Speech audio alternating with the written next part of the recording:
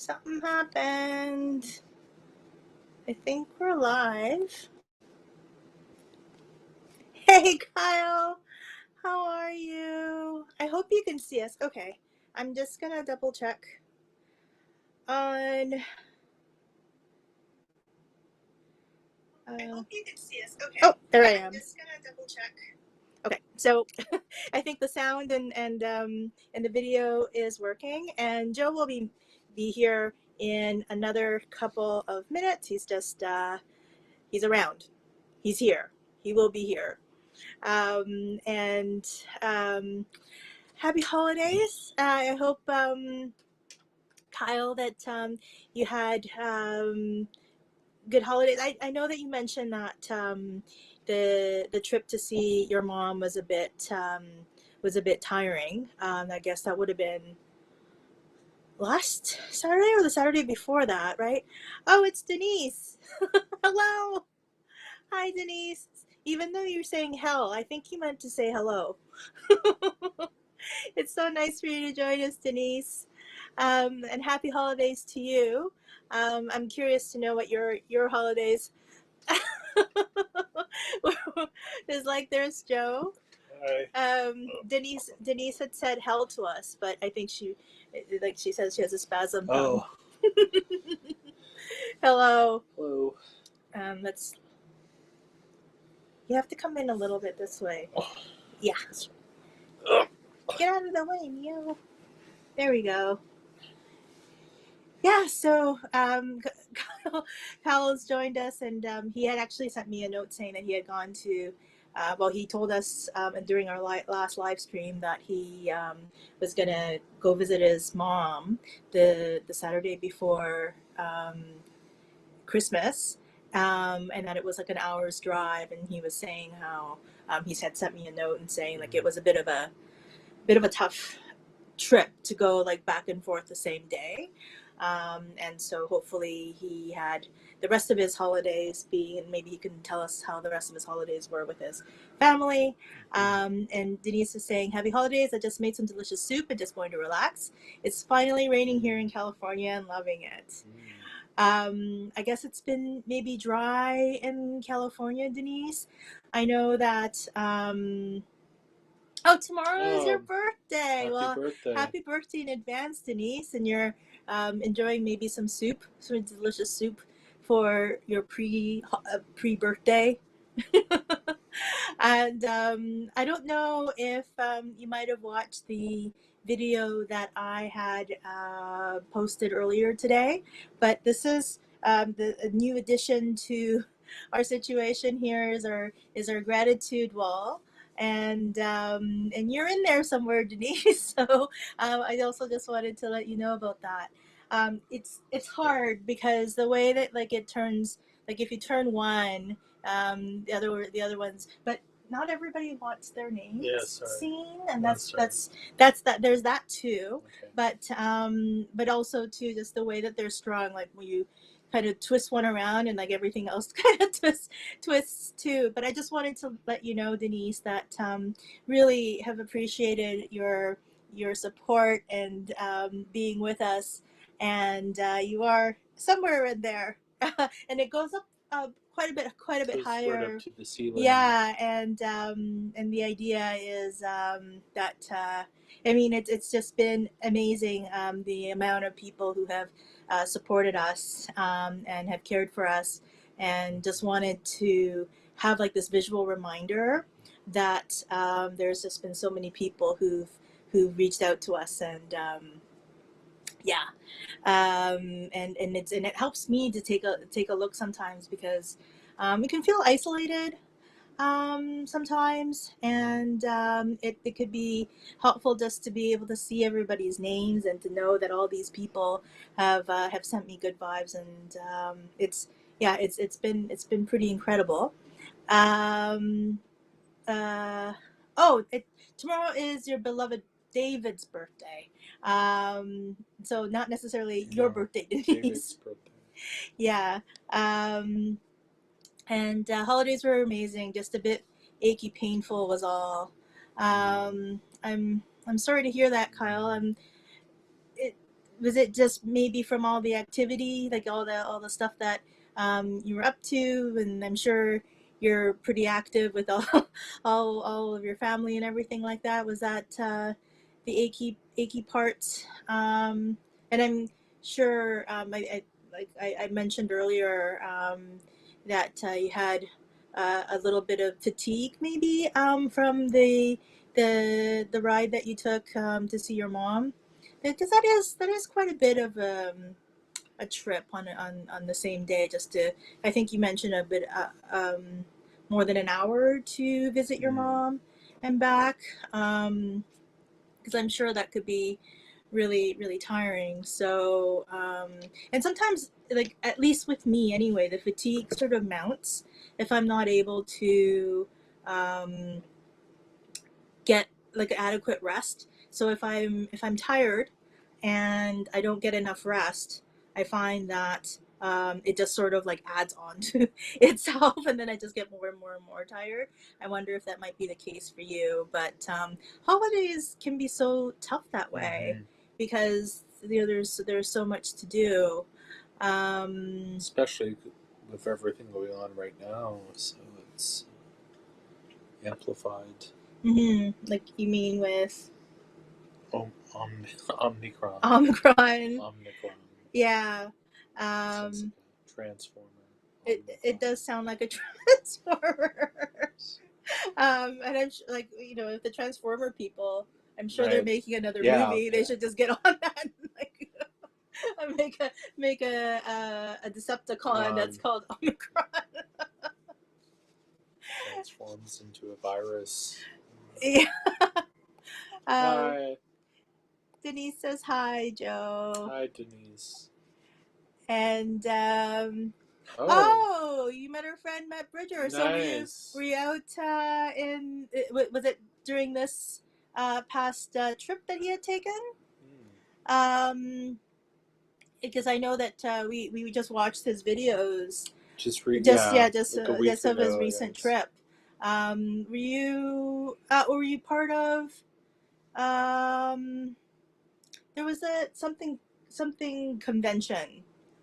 Was that Oh, the YouTube. No, it wasn't a YouTube thing. He was going to some kind of like a slot convention or something like that at the plaza, I want to say. But were you a part of that, Denise? Were you or yes, were you just Vegas. were you just going like on a trip to Vegas, or were you part of that convention that he was part of? I'm just curious about that. Herniated disc. Ooh. Hi, Kyle. Um, herniated disc in the neck plus body. Still recuperating from the years of treatments too. Yeah. Find out on the 10th if all the radiation and surgeries took. Ooh. It's always tough. The waiting game is tough. I think, at least in my experience. Yeah. And yeah, so I guess, are you having Kyle like some scans or anything like that on the 10th? And how long afterwards do you find out, or have you already done the scans and you'll actually have the answers on the 10th? Because yeah, I have my next set of scans on the 31st, and I probably won't find out for a week after that. Probably is probably how it would go. So Denise, you did attend Zergfest, because I know there was a little bit of footage about of that. I think you showed it. Yeah. So if we were to go back, Denise, to look at the footage, would we be able to see you? And yeah, if you can just maybe give us give us some pointers. Have you seen the Matt Bridger um, videos and seen yourself in it? Because I would love to be able to see you. And did you also excuse me, do any of the group polls or anything like that? Just curious to know like what that trip was like for you. Did you stay at the plaza? Is that and just there for the Zork Fest, or yeah, tell us more about that. And Yes, the waiting, because the waiting is the hardest part. Yeah. It really, really is.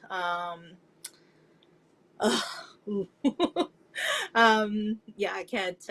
It is tough, and it's tough not to think about it while you're waiting. Um, that's where I think your training comes in. I certainly know that meditation for me helps to try to stay present because it could be tough um, to like know to know that to know that you're waiting, to know that the scan's been done, and just to be like, okay, like what's gonna happen, or what am I gonna find out, or what's happening, or any of that stuff. So I'll be thinking of you on the 10th. Kyle was saying the PSA labs on the 7th, meet Doc on the 10th for results, and where to go from there. So yeah, so on the 10th you'll have some answers. So definitely have my fingers and toes, and I'll cross paws for the cats for you for the best results possible, especially going through all those treatments. That's, yeah, it's very difficult. And Denise is saying his last montage of photos I am in. Oh, okay. You're not going to tell us which one because it's going to be hard for us to be able to tell which, because he did show a bunch of photos if I'm not mistaken. And yeah, maybe you can give us a hint as to which one was with you in it. And did you do any of the group polls with him? Because I think he did 4. Yeah. Just... I don't remember him calling out a Denise though during those group polls. And some of those group polls, I guess, I think it started out with 100 and went up to like 5 or something like that to participate. So that's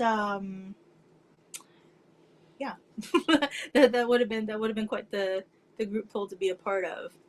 But how long were you in Vegas? And yeah, it's been a while since we've been in Vegas, of course.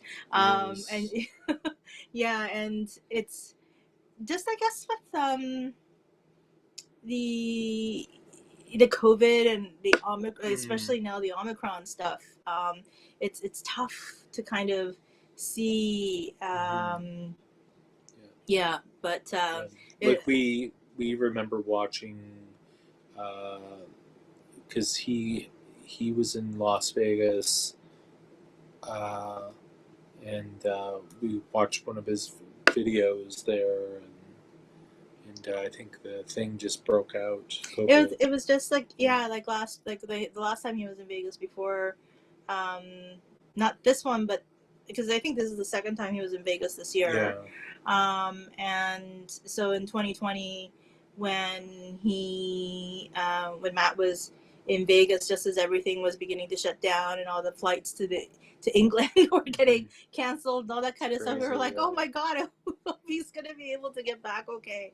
But also too, just, I don't know, like it was just a really, I think, scary time for all of us to try to figure out, like, what we should be doing and all that kind of stuff, and to see his experiences, those videos of it was pretty fascinating at the time. It's kind of like something happening in real time. It's almost like something that you would see in the movies or something like that. But Denise has actually given us some specifics in terms of like the third photo.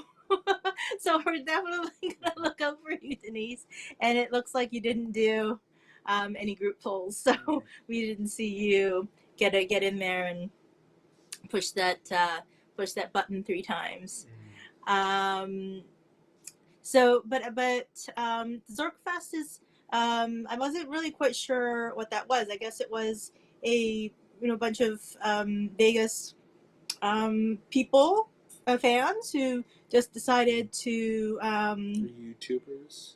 I don't think they were YouTubers. I think they were just like people who are fans of Vegas, and I don't know if it's specifically slots that were a part of it, but never heard of Zorkfest before, so just curious about what that group is about. Kyle said, "You guys, happy package shows that it's getting ready to depart Chicago, Oh. so shouldn't be too much longer if it gets to you. If it Oh. gets, it will definitely get Yeah, to we'll us. get Thank to you us. so much, Thank you, Kyle, Kyle. and we'll definitely do a. I think we should definitely do a an unboxing. Yeah. Isn't that? Yeah, that'd be fun.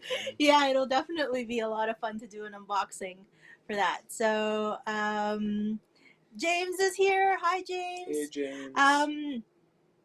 James, happy holidays. Happy I feel like holidays. the last time we signed off on the from the live stream, didn't realize that you were still with us, and I didn't have an opportunity. We didn't have an opportunity to say goodbye and happy holidays, and so I'm so sorry, because I think that once we hit disconnect or whatever it was, I saw that you had said goodbye. So we're so sorry that we didn't have an opportunity to say that while we were still streaming. But I hope you had great holidays, and would be really interested in hearing what that was like. And if anybody got any gifts they're excited about, or any experiences, or any foods, or anything like that that you wanted to share with us. And we'll also maybe talk about what we're trying to, what we're most looking forward to for 2022. I think that would be really awesome too. So now we know that Denise has big curly hair. So definitely look out for that. And I'm so jealous because I've never had curly hair in my life. My hair has been like stock straight. But the one thing that I've been fortunate is that I've had a lot of hair. So I've lost a lot of hair in the last couple of months, but it sort of doesn't look like I have. Kind of. What do you think? Well, I mean, I see it on the floor and in the bathroom and stuff. But no, I mean, she's got a thick head of hair, but It's like we could. So it does grow, like it does. You do feel the stubble growing. Yeah, it's really strange. Like right now, if you were to put your hand on my head, it feels like there's like I'm like a porcupine or something like that. Yeah. Yeah, like you have a little bit of a cowlick, like that you've never really had before. So, but it's like that's where the stubble is, I guess. We call it the shavies or whatever. Because it feels like my beard. Yeah, right? yeah. Like it feels like spiky. Spiky, and it's really spiky. It's like it's porcupiney on my head. But I think if like somebody who really didn't know me were to just look at like my hair, probably looks normal. But I know that a good portion, like Joe has said, she's got a really thick hair. You thick still do, but I mean, don't know. A little bit less. Well, a lot less, because Joe said it's like along with like cat hair. There's like there's a lot of shedding going on in our place. But because when the first chemo you had, you didn't have any hair loss. No, that's not true. Yeah, a little bit, but it wasn't a lot. But then the second one, that's where it was really coming out a lot, right? Like, because it would be in the drain and stuff like that. Are you talking about cycles? Yeah, like I think, the first one you didn't really lose a lot of hair. The first cycle? The first. So I've had, I don't know, like 26 or 7 cycles at this point. So the first 2 or 3 cycles that I did last year, so probably around October of last year, I didn't really lose any hair. But then like around the 3rd or 4th one is when it started coming out in clumps, and it was a little bit longish at the time. Anyway, yeah, it's like, I'm sorry to start talking about my hair. Like, I was like, and we're just talking. I saw Denise having like big curly hair, and I'm like, oh, I'm so jealous of your big curly hair. And then I started talking about my own hair, so I'm so sorry about that. But it's, I don't know. It's I don't. It's tough to feel like myself, I guess. Because I don't look like myself. And it's not a like, I currently don't have a hairstyle that I've chosen for myself. And I need a haircut, but at the same time I'm losing hair. So it's just like, so what's the point of getting a haircut if you're losing hair? But anyway, I'm talking about my hair again.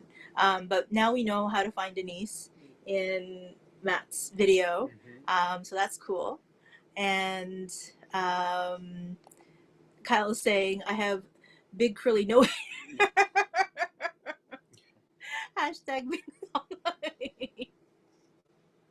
That's awesome. And James is saying, I'm so angry that you didn't say goodbye. Sorry. I could just become a Yankees fan. Oh. James, you wouldn't do that, even just for yourself. That's terrible. I don't think they've done any like big moves so far this offseason.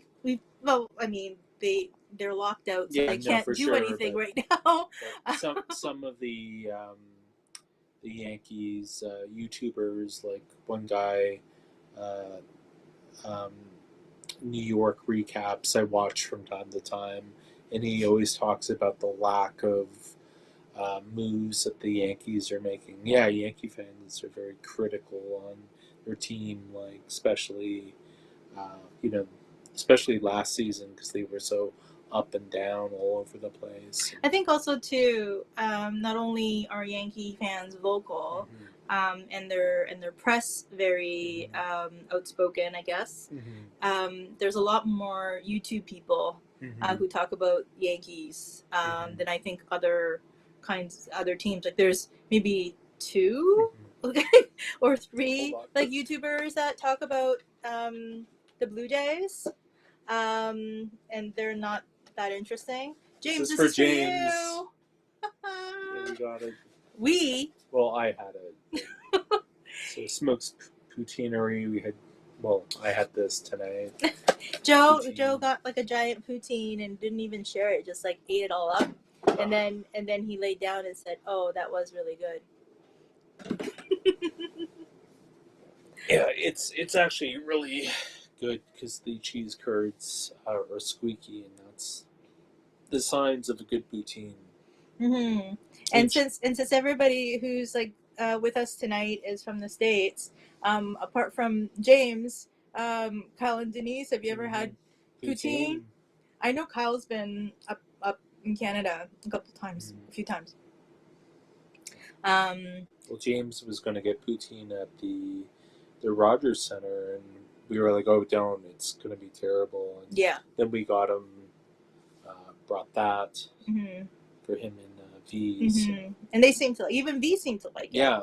So it's good poutine.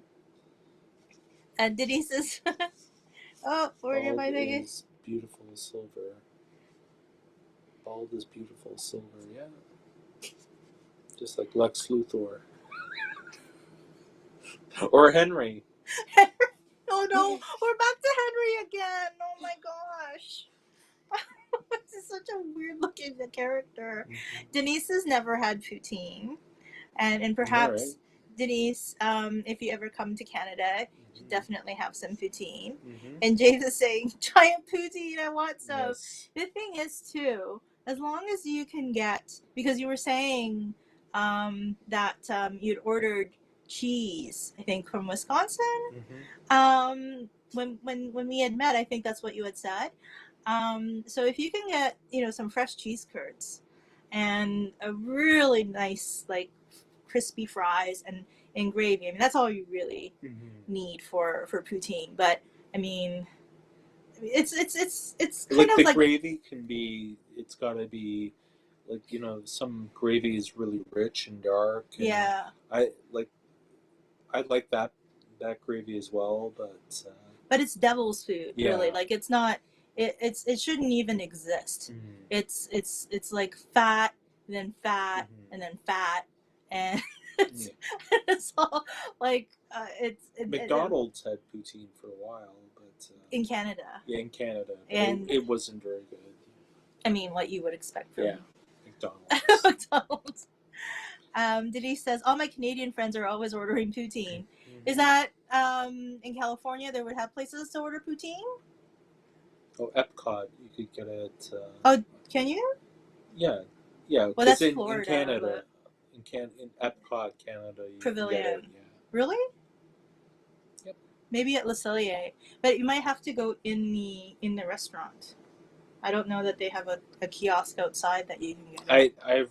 I recall seeing one in Florida a few years back when we went to Epcot. It could also be that we went during the Food and Wine Festival, and Food and Wine Festival, they do have kiosks outside for food, and they might have it, but I think they do definitely have poutine at the Le Cellier, which is at Epcot. I don't know. I think I mentioned this in a previous video, but when I was a kid, I we were like a kid of immigrants, and I'm like an only child, and I like there were kids in my school who would go to Disney World or whatever during like summer break and stuff, and I never got to go, and I've always wanted to go to Disney.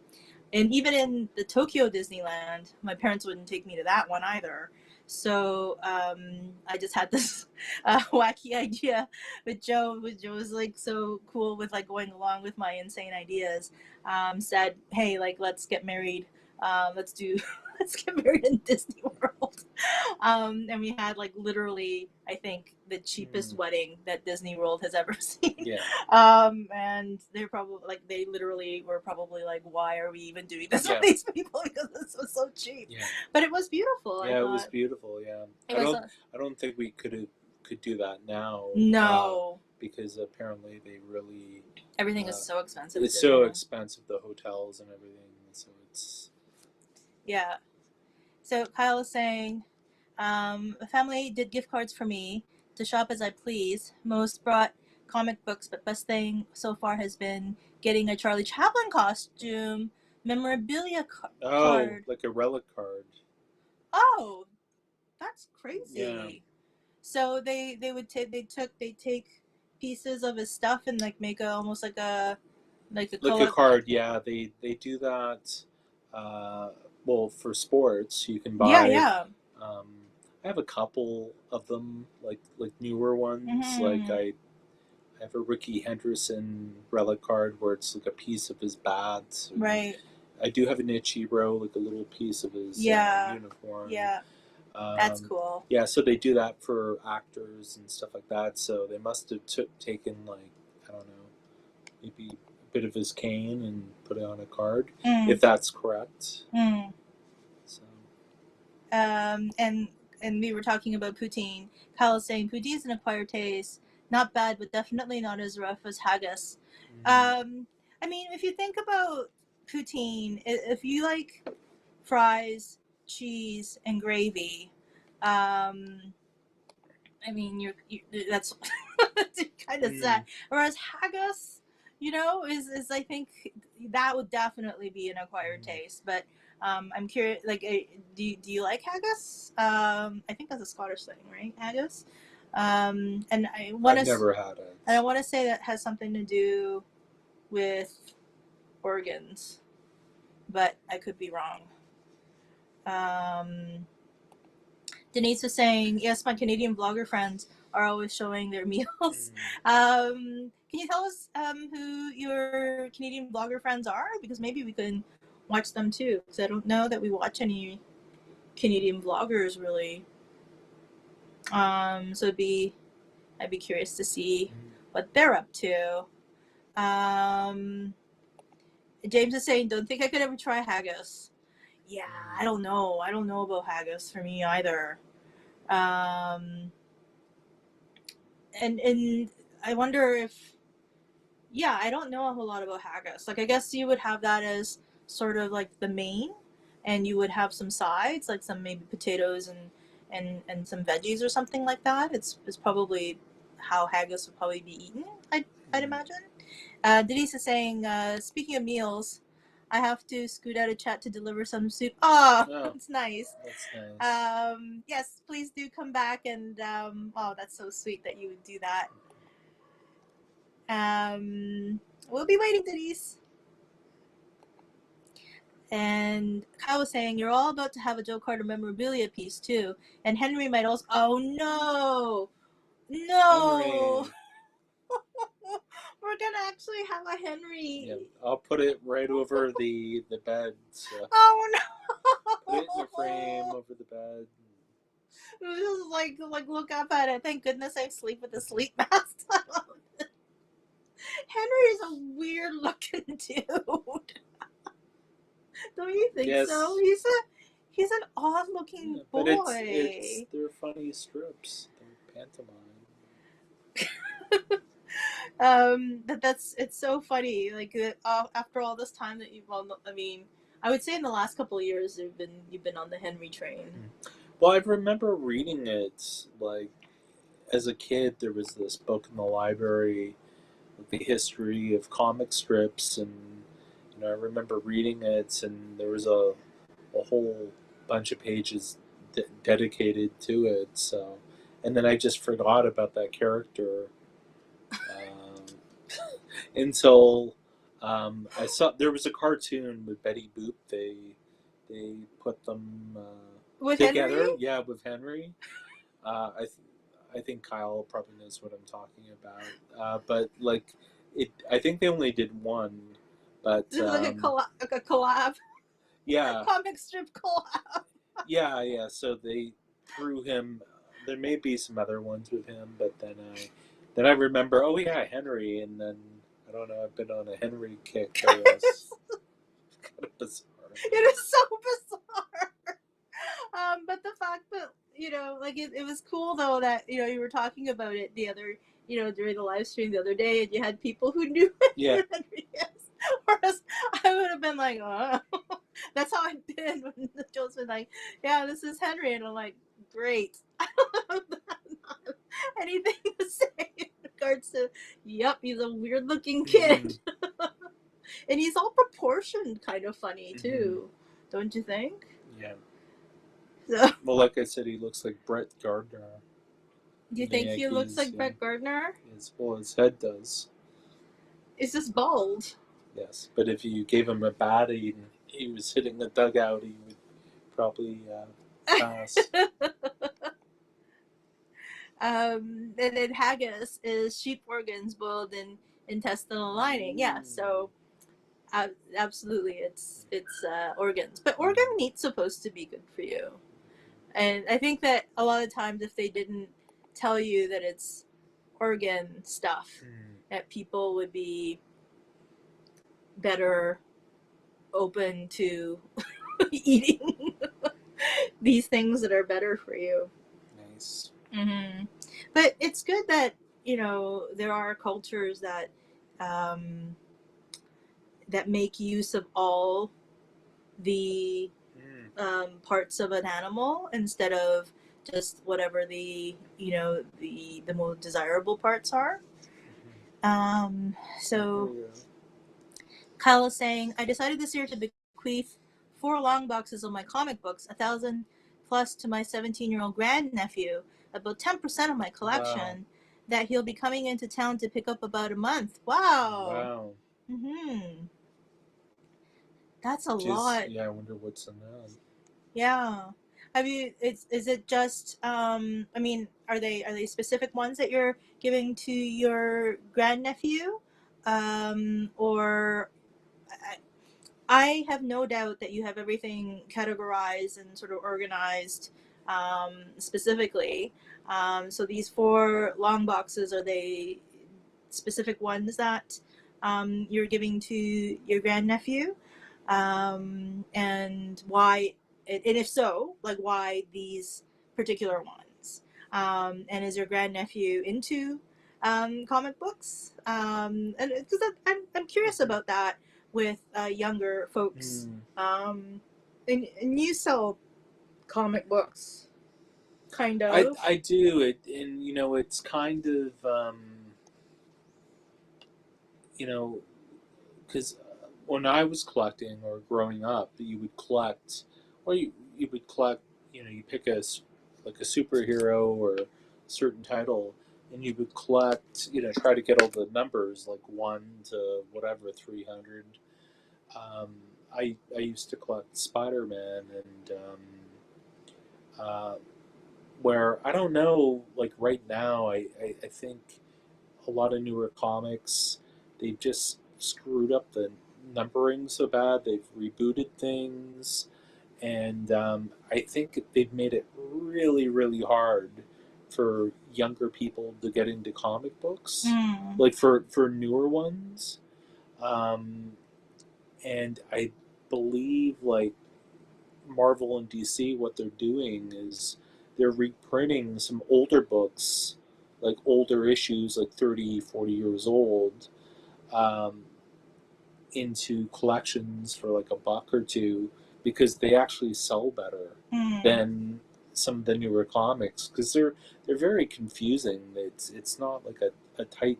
I've flipped through a few of them through the store, and I'm just like, wow, there's barely any dialogue or. Oh, really? And yeah, it's crazy. So. Kyle's saying my Montreal buddy is sending down some books for him too Nice. to help launch his small collection. Once those get here, I'll pass them on. He's getting more into them, blown away by many companies. Yeah, I bet. And the kinds of collections that he's this that your grandnephew is going to be inheriting. Is it just your dollar a box, dollar what like dollar bin type stuff? I'd imagine that the kinds of stuff that he's getting from you and your Montreal buddy is like really good stuff, cool and it's stuff. And it's cool to know that there are like younger folks who are getting excited or into these kinds of things because people are talking about like reading on comicology, is it, and stuff like that, so online and things, whereas still like the physical stuff I think is still probably it really is cool. like especially the older stuff because I do believe the art, the coloring, the layouts, all that stuff is done by hand. Like someone would ink, the lettering, ink like the artist's work. And now a lot of it's done like with Photoshop and stuff like that. It's just not the same. It's so not done by hand. It's all yeah, I mean they do some pretty covers sometimes, but I think just even the quality of the printing, I don't think on the newer books is as good as it used to be, like the old newsprints and the what's it called, the dot printing. There's a certain well terminology for that. Well, there's a printing presses like that you could have they would have been printed in back in the day, and maybe still now, like CMYK, like 4-color printing on printing presses. Whereas now, I would imagine the digital presses would have come a very long way, and if they're shorter runs than they used to be, it might actually make sense for them to run digital. In which case, like they would have. It wouldn't be the dots. It would be different quality, and that would really be too bad. If I mean, I haven't looked at a comic book recently for me to be able to tell like what the printing quality would be. But I know in the past when there was like the dots and things, that would have definitely been a printing press, a CMYK, full on printing press with plates and all that kind of stuff. But yeah, like digital has been coming up for a long time now, so I'd imagine they're utilizing that more. So Kyle's saying that you're giving him a broad selection. Those favorites are the Marvel Standard Heroes. Issues will cover over 50 years. Wow. Wow, that's great. Yeah. He's getting some pretty high dollar books, a lot in the $20 range, as well, and a few boxes of introductory filler. Yeah, so the dot matrix stuff. Yeah, offset printing back in the day. Yeah. I worked in printing for a little bit. So back in 20 years ago or so, just when they were really beginning for the digital presses to really start making sense for people to start printing longer runs on digital presses versus the offset printing and the four color printing. And so I would imagine at this point, like the digital printing might actually make more sense for a lot, because there was always like sort of um, there was a tipping point as to when it would make sense to run four color print with the plates with offset or digital.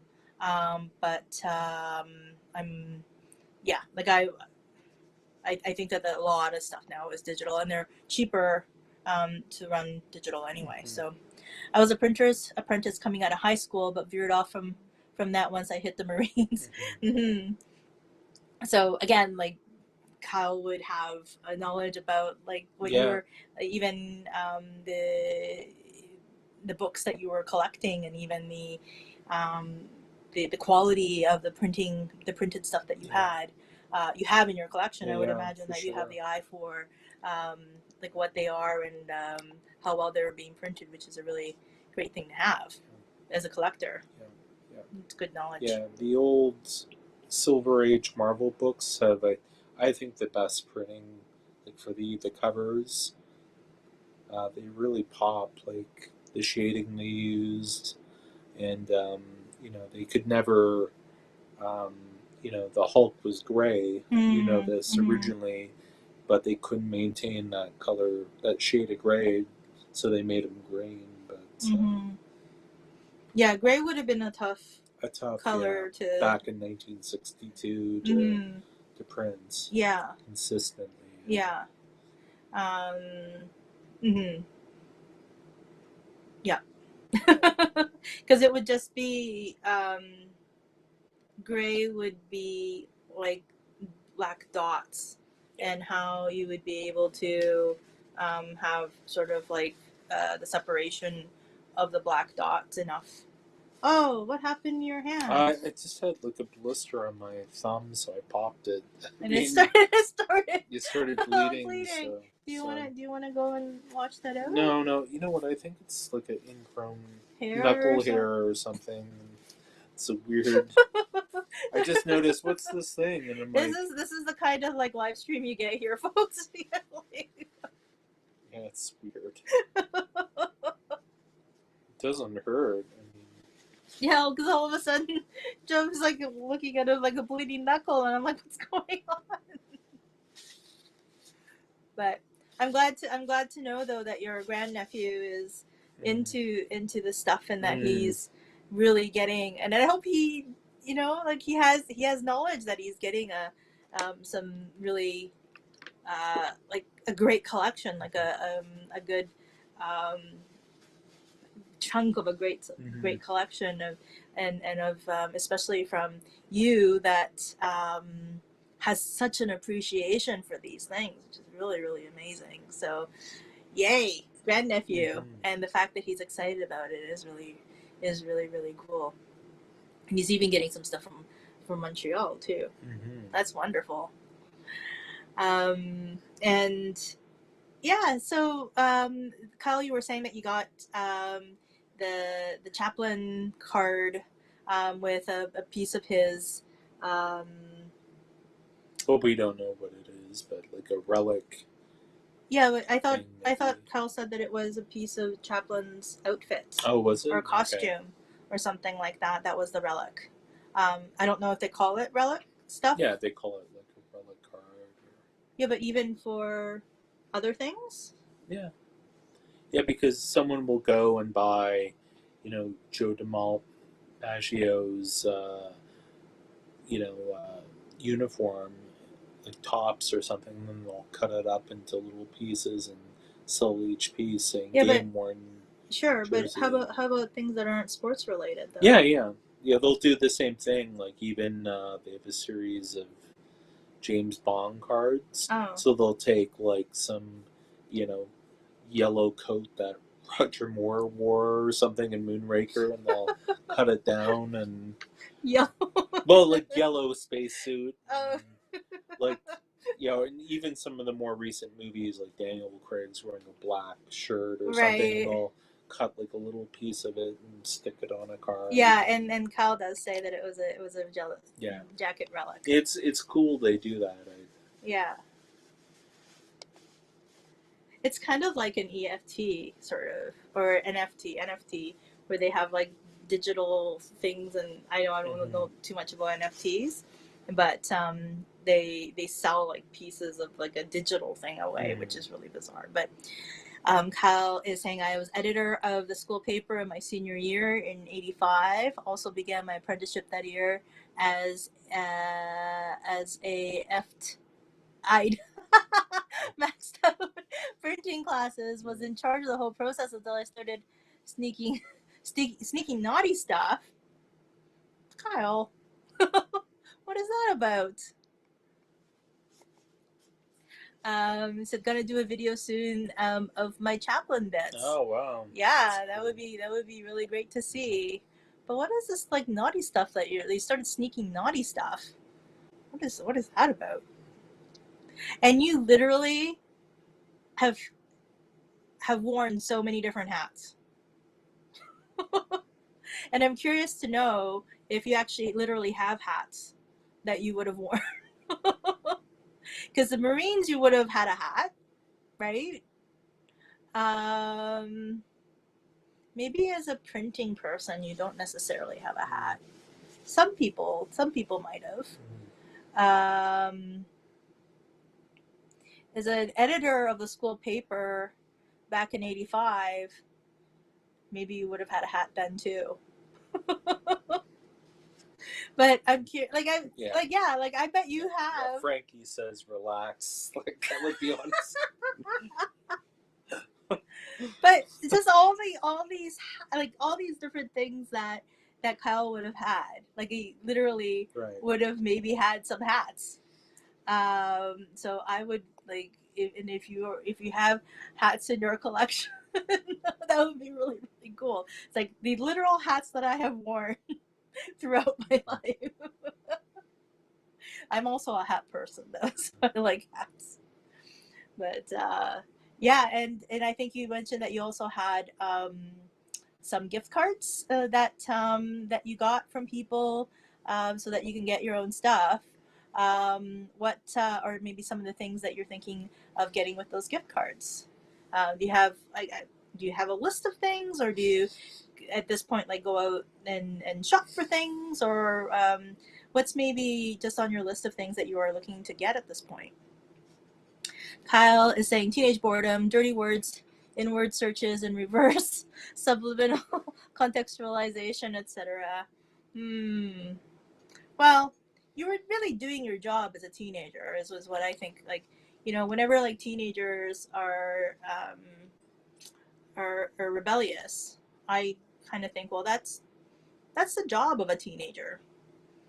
That you're testing boundaries and trying to figure out what's where the moral compass lies and all that kind of stuff, and hopefully it lands in a good place. And I think for most folks lands in a pretty decent place, but I think and definitely it's landed in a good place for you, Kyle. So there was I'm sure it was a good time for experimentation, and the fact that really the worst was like dirty words and word searches in reverse. I think that's kind of funny. I think that's actually pretty awesome. People are like, oh, all of a sudden people are interested in doing word searches. It can't be that bad, right? Kyle is saying he's had cowboy hats, brace, military covers, a chapeau for every season. What is a military covers? Do you know what covers are? Is that something that snaps onto the helmet to protect your neck from the sun? I don't know. Jack of all trades, master of none. But lots of trades. Jacks, like I think literally all trades. I in the past might have thought I could maybe be in that category of somebody who's kind of not a jack of all trades, but you know, like I have like kind of like a smattering of knowledge in a lot of different things, but also not particularly a master of anything. But after, you know, hearing about all the stuff that you've done, I'm kind of like Jill of maybe a few things, and certainly not a master of none. And here's Kudo. Look over here. Look over here.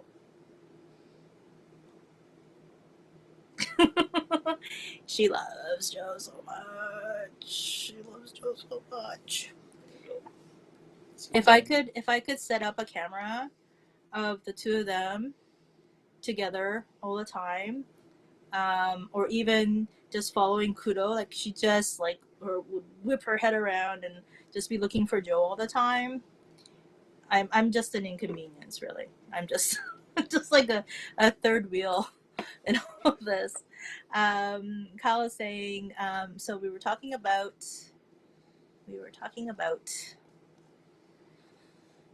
covers.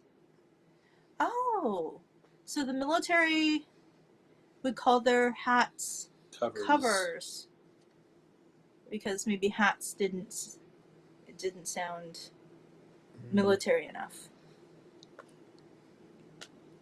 James, if you're still with us, I'm curious to know like how your holidays were and what gifts you might have gotten.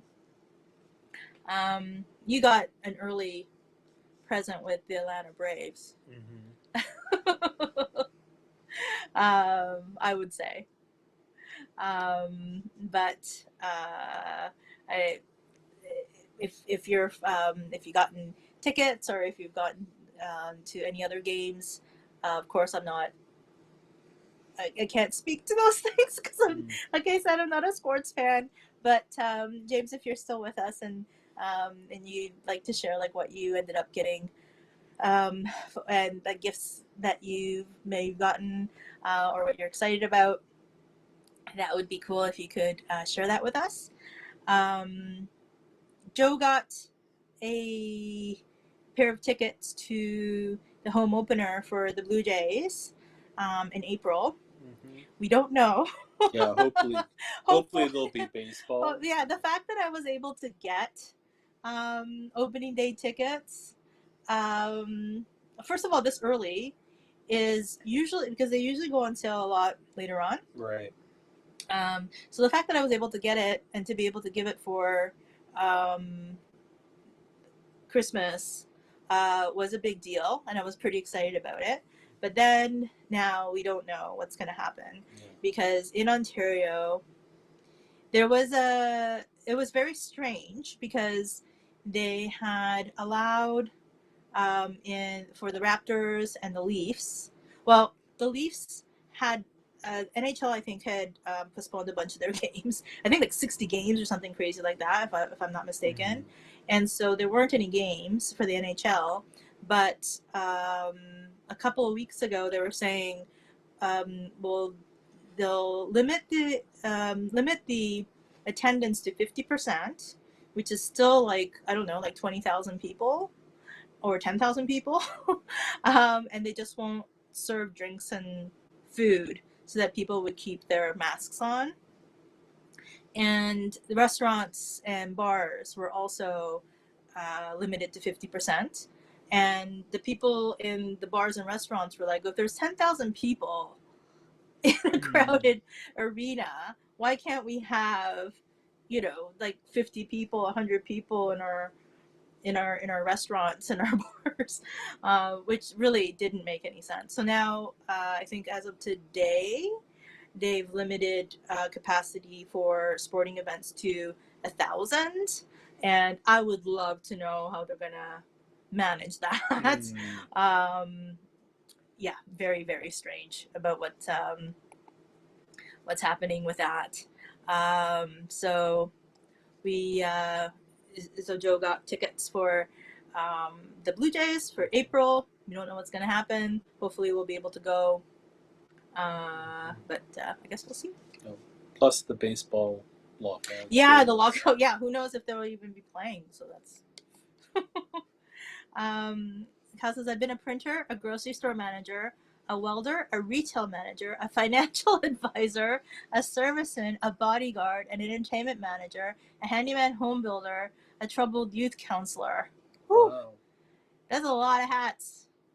I could see that there would be very specific hats for because I could see like a hat would, like a printer might have a hat, a grocery store manager might have a hat, a welder would have a helmet. A retail manager, no. Financial advisor, it'd be funny if you had one of those, like, you know, back in the day, they would have like the counting, the accountants hats, but they look like visors. I don't know why they would wear those things, just because like you would count money. And you're also Santa Claus. And Santa Claus definitely had a hat.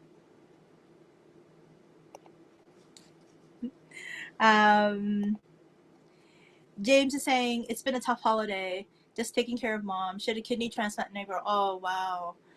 Now she just won't eat. Went to the Utah Jazz game on Christmas. I'm glad that you got out to a game. Hope your mom's doing okay. Yeah. That's tough. To have a transplant and that she's not eating. It's tough. I think one of the things that is really, really difficult when there is health stuff is not eating, because it's I think the body just needs the weight or whatever it is to be able to work through the illness and the treatments and things like that. Like, and as much as I, you know, from a vanity perspective, it upsets me that I've gained so much weight since I started treatment. My sense, and like my doctors even tell me too, that like it's that they believe that the additional weight's been helping me manage treatment. And so like this is, you know, my situation's definitely different from your mom's, clearly, but that would be tough. And I hope she starts feeling better soon, and that she'll start eating, because that's hard. That's really, really hard. Yeah. And going to the Jazz game on Christmas, though, how did they do? Was it a good game for you to have gone? Just it's a nice reprieve, and I think that's nice that the NBA does have games on Christmas. I think NHL does too. I'm not sure. If it wasn't for the COVID stuff that they're dealing with right now, I think they do generally have Christmas games. That's and maybe football. Does football have Christmas games too? I'm not sure. And about the NFL. But I think it's a nice thing, like for people to have like a different focus, because not everybody's family situations doesn't lend itself to be like friendly with everyone, and just it'll give like some, you know, some people just a time out from like holiday stuff. But if you guys could let us know if NFL and NHL, they also have games on Christmas generally. I know they didn't this year. Well, NHL definitely didn't this year, but Kyle's list of keeps going. It's amazing. A semi-pro fighter. A semi-pro. What kind of fight are we talking about here? A limo driver, a writer, a songwriter, a social worker, a teacher, coach, mentor, celebrity athlete, liaison, chaperone, historian, researcher, Santa.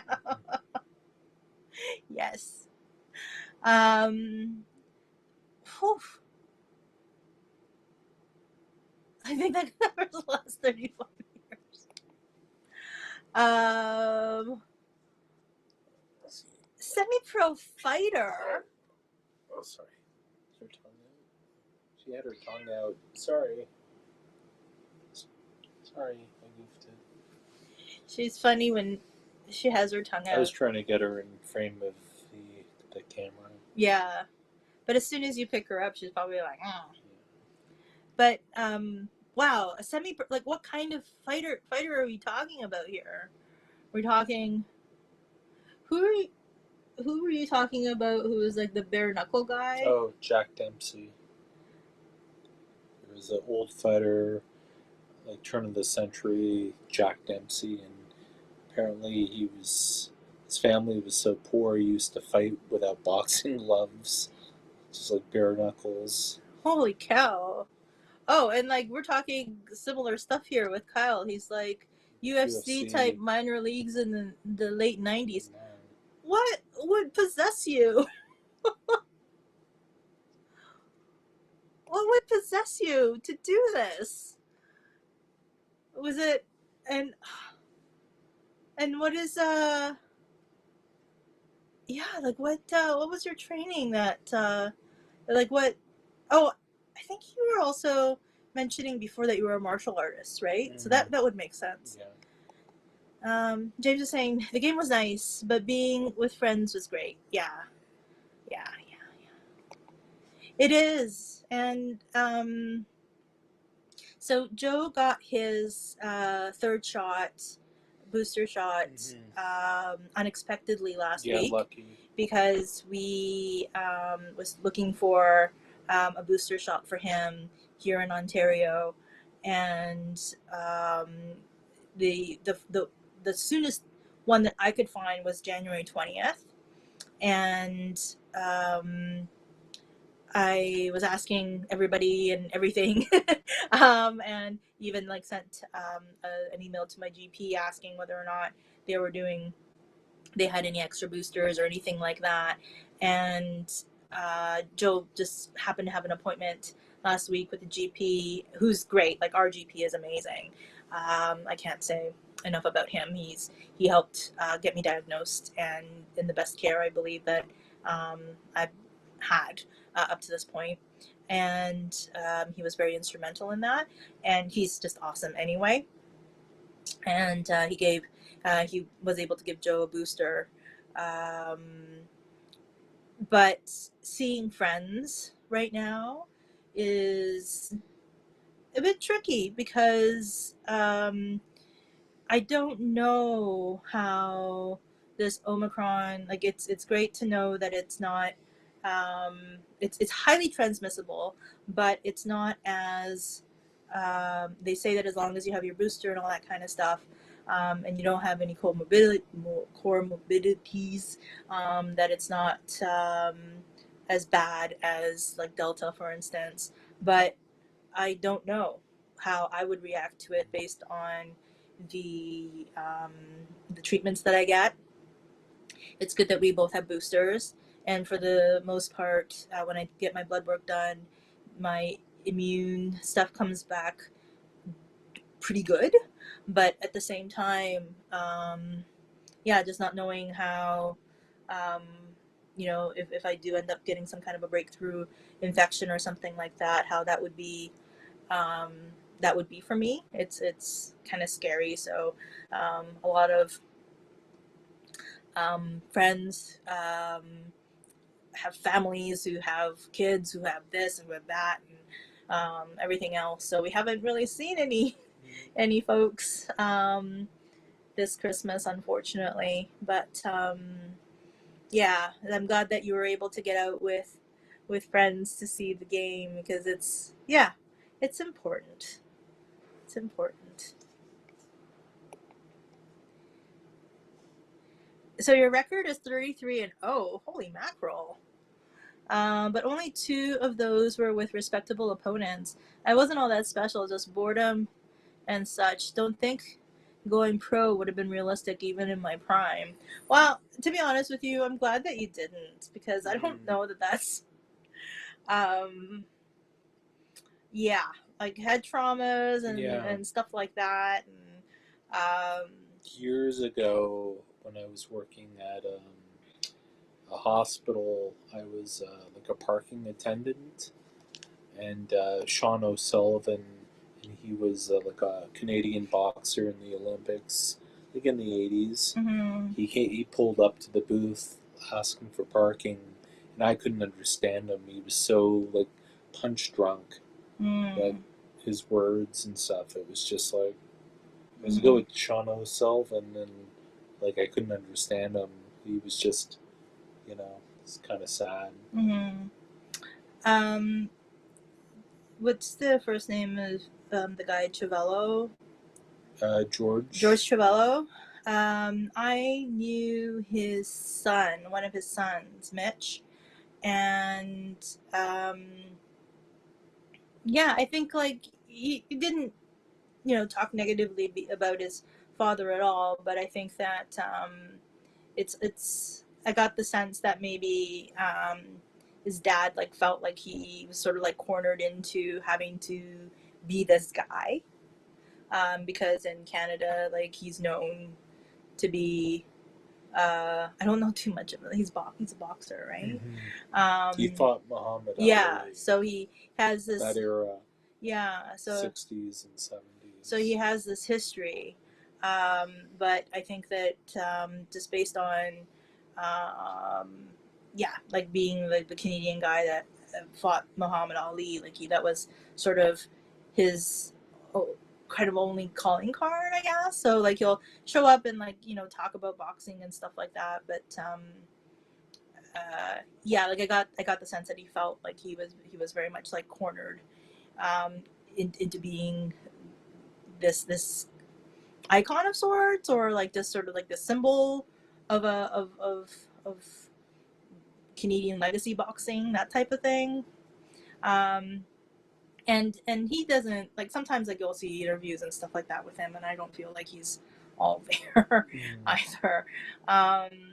And I think that it's a pretty amazing like physical feat to be able to fight, and to be in the condition to be able to fight, but at the same time, like I worry about, like when even the pro wrestlers, there's so many pro wrestlers who I think ended up with traumatic brain injuries, and many of them ended up having like depression, and and what happens with football players and things like that. So the fact that concussions are a hard thing to shake, for sure. Yeah, I mean, the brain, like when you think about the fact if you're getting hit in the head, your head's going like this, and your brain is just and also like your skull, like it's not, like it's not like a thick thing. Right. It's like literally like an inch or like something less than that between like that, where your brain is being protected, and I mean it's not really much protection. So if you get hit in the head, or like your head hits something or whatever, and you get your bell rung and stuff like it, and it's also not one of those things where you can recover very quickly. Like concussions sometimes are like it could take so long, and people, I find, just in my previous work, when people would be when they would have like some kind of a traumatic brain injury, they would have an expectation that they would be fine, because it feels fine, but yeah, sometimes it takes such a long time to heal, and sometimes people re-injure.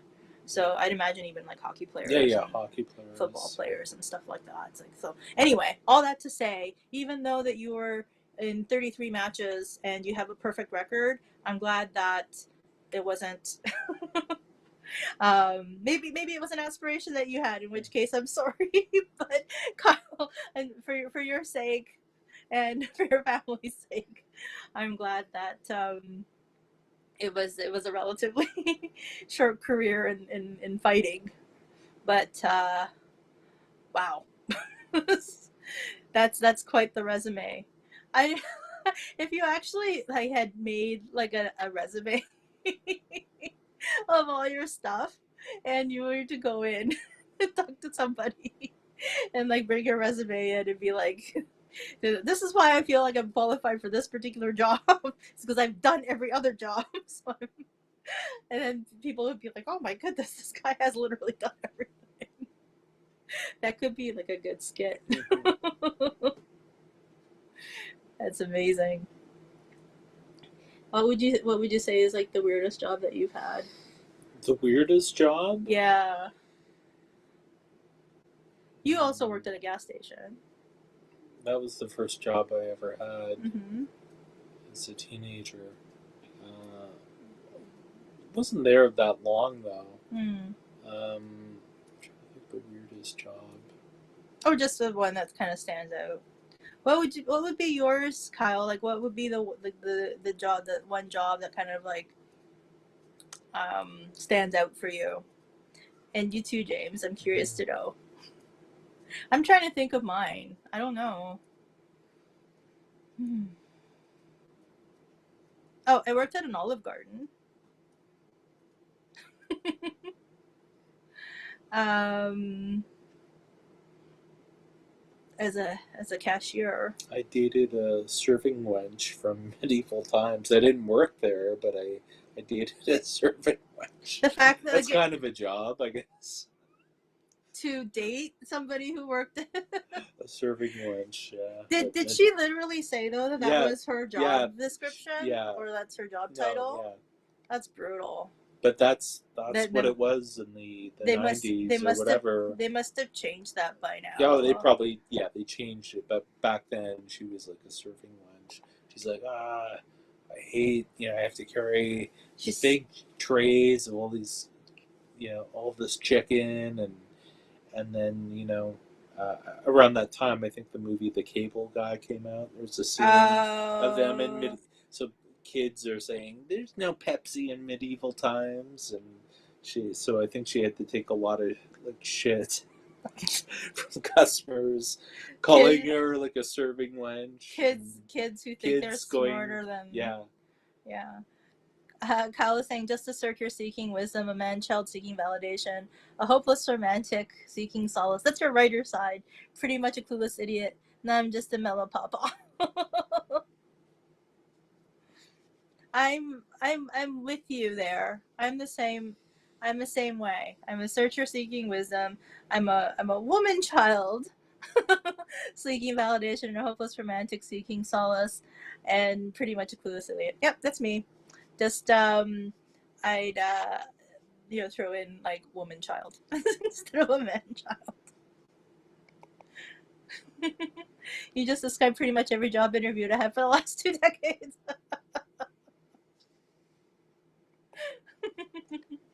But it would, I think, make for like a pretty funny skit on like Saturday Night Live or something. be pretty cool. But yeah, I don't know. I bussed for one night at a pancake joint. I forget the name of it. It's a Canadian thing though, so. I did telemarketing for like one day, and I was like, I'm not doing this. It's so telemarketing awful. Is brutal. Is tough. It's hard. It was brutal. It was hard, and people were swearing at you on the phone and hanging up, and you would have to do this thing. So I was like, yeah, there's no way I can do this. So. I worked at the Sky Dome. When the Sky Dome first opened, it was like the McDonald's had all the kiosks at the service stations at the Sky Dome, and I worked on level 200. And level 200 is a really good place to work at the Sky Dome because they're not like super rowdy, and it's like a relatively smaller section than the hundreds or the 500s. And there are people who paid a little bit of money to sit in the 200s. That was crappy. They treat you they treat you, is the people, like even managers and stuff will treat you kind of crappy. So it wasn't great, but I worked at the dome. My calling was always running group homes and independent living houses for the mentally retarded or the developmentally disabled, and coaching Special Olympics. Always tried to keep that my 9 to 5 if I could. That's really cool. And I think you did mention, definitely did mention doing work for the Special Olympics. And did you have a special? Were there sports, like specific sports that you would support folks for, or just like if there were athletes and they could qualify to go to the Special Olympics, that you would coach them, or were there specific sports that you would be coaching them in? I'd imagine maybe the martial arts stuff, but I would, yeah, like I'd love to hear more about that. It's so amazing. I think that's so amazing too. Yeah, the fact that it's because this is all really tough work. Running group homes, and just even like allowing for like the independent living houses for the mentally retarded and developmentally disabled, just to be able to provide people with the ability to be as autonomous as possible, because they're like, I mean, they may not be completely have the ability to be able to be completely autonomous, but to be able to provide a way for them to be independent as possible, I think that's just amazing. Amazing for them, amazing that's the kind of work that you would dedicate yourself to, because it takes a special calling, I think, to do that. James is saying, I worked in retention for the local phone company. Lots of people calling to cancel their service. Had several people say things like, turn on my fucking yes. Oh, yeah, I would imagine that's not a fun job. Yeah. I mean, we have a couple of providers here, I think less than what you guys have in the States. We have like pretty much like, well, that's not true. The two big ones are Rogers and Bell. But there are like smaller stuff. But I think that in the States there's way more options than we do have up here. But Rogers, I could see a lot of people calling them up and saying stuff to them. Especially they had that Blue Jays live stream app thing that we got. Oh, this is different though. What do you mean? This is different, like, because James is talking about retention. So, okay. He worked in where people would call and say they want to. This is what I'm imagining, right. And you can tell me if I'm wrong, James. That people would be calling and saying, "I want to cancel my service," and he would be the one to try to keep them as a customer. And I think what Joe was talking about is we saw a live stream with several of the personalities. No. Oh, I thought you were talking about the Hazel May. Oh yeah, we saw that, but we were just talking about the service, the Sportsnet app thing, and how it would never play or stream properly all season long. That's what I was referring to. Oh, okay. Rogers would get a lot of complaints. I would imagine, yeah. So we had, we cord cut, but it's the thing with the cord cutting that's really interesting though is that we don't have cable anymore, but we have a lot of subscriptions for dumb things. But because we like to watch baseball, and the one option that we were using wasn't reliable. decided to get something called the Sportsnet Now app, which is supposed to be reliable, but I would get angry at it every single time that we would use it, because it would make us log in all the time, and it would literally ask me for my email address and the password every single time, and sometimes it would just stop in the middle of a game and then like reboot and like ask for it again. Oh, Yeah, it was so terrible, and like we pay for it, you know, and they have like these commercials all the time that they would show. Oh, it's so about easy. How like sports, it's so yeah, great. it's so great, and you know you'll never want to go back, and it's all like, this kind of stuff, and it's like, no, yeah, it's terrible. awful. It's awful, and in fact, I think it was so awful that they had to drop the price on it. Come in, bring a little bit more. It's yeah. There we go. So we don't have it right now, because the baseball season's over, but it's horrible. I was saying my 20s through my 40s, I averaged 70 to 80-hour work weeks. Whew. That's a lot of working. I coach anything and everything from softball, basketball, volleyball, bocce. They have Special Olympics bocce? That's very cool. Saying part of my security work involved me wearing a badge as a county special deputy for several years anytime I had to carry a weapon.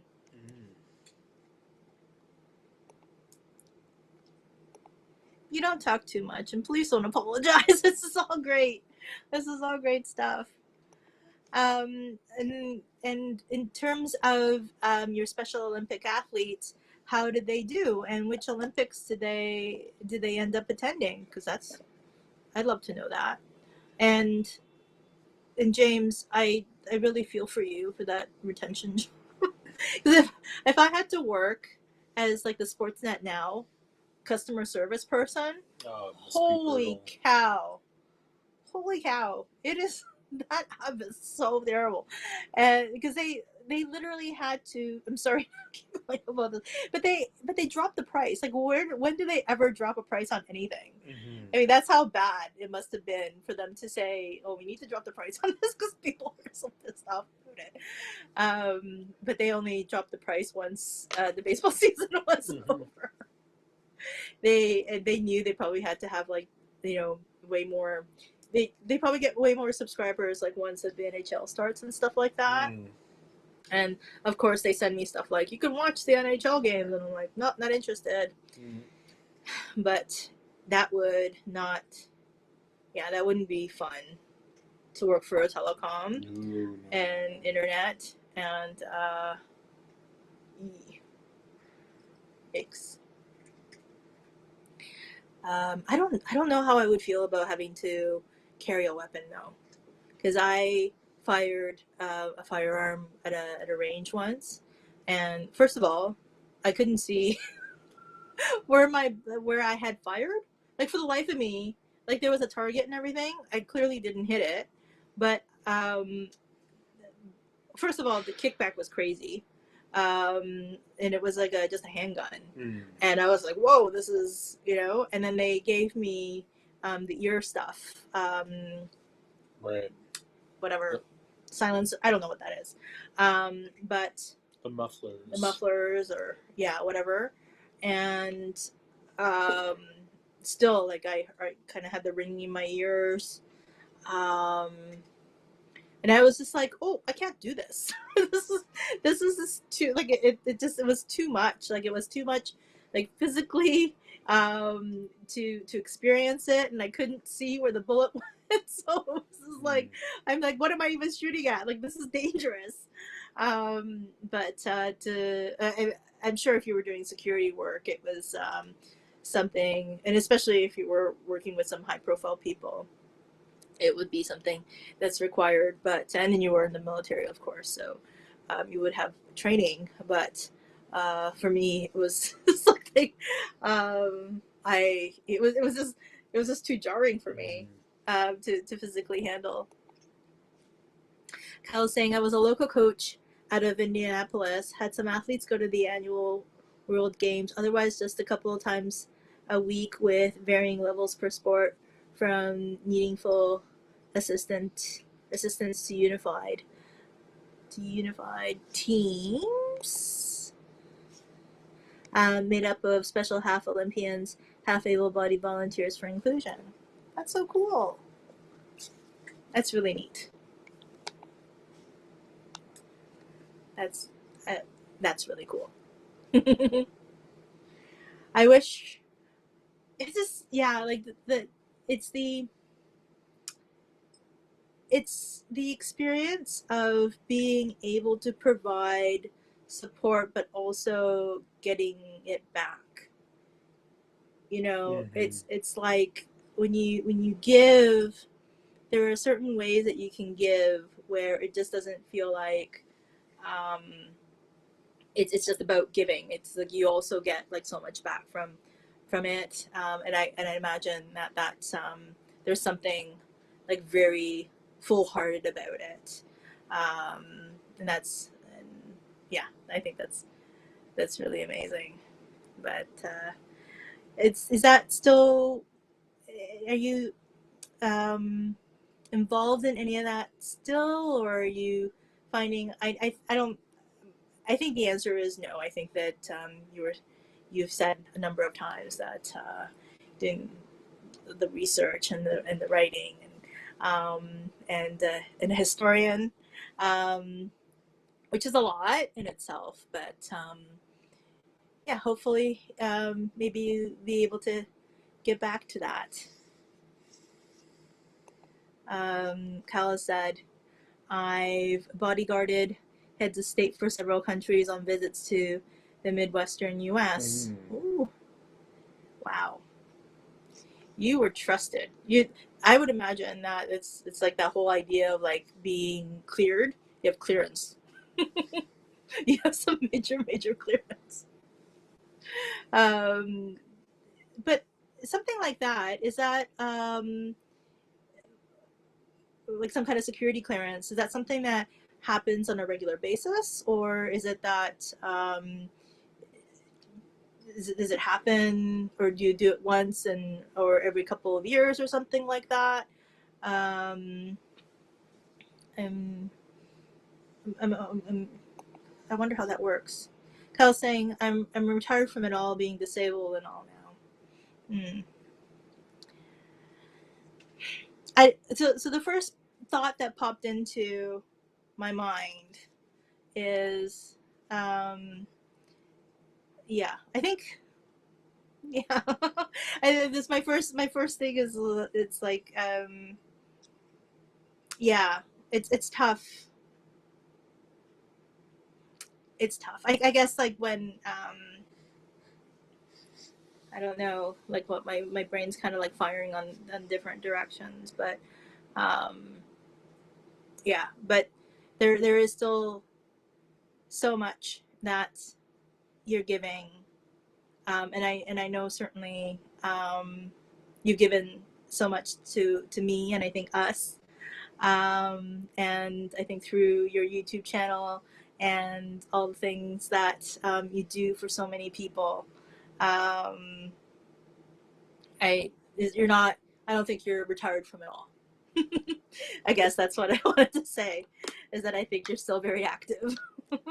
And maybe not in sort of like these official capacities, but yeah, like I think that there is like so much that you continue to give, and I'm certainly thankful for it. So, and who, like, you know, if it wasn't for Kyle, you wouldn't have, you're not gonna have Henry. Yes, that's true. So that's a lot of giving. Knowing the right people, plugged into the system, history, etc.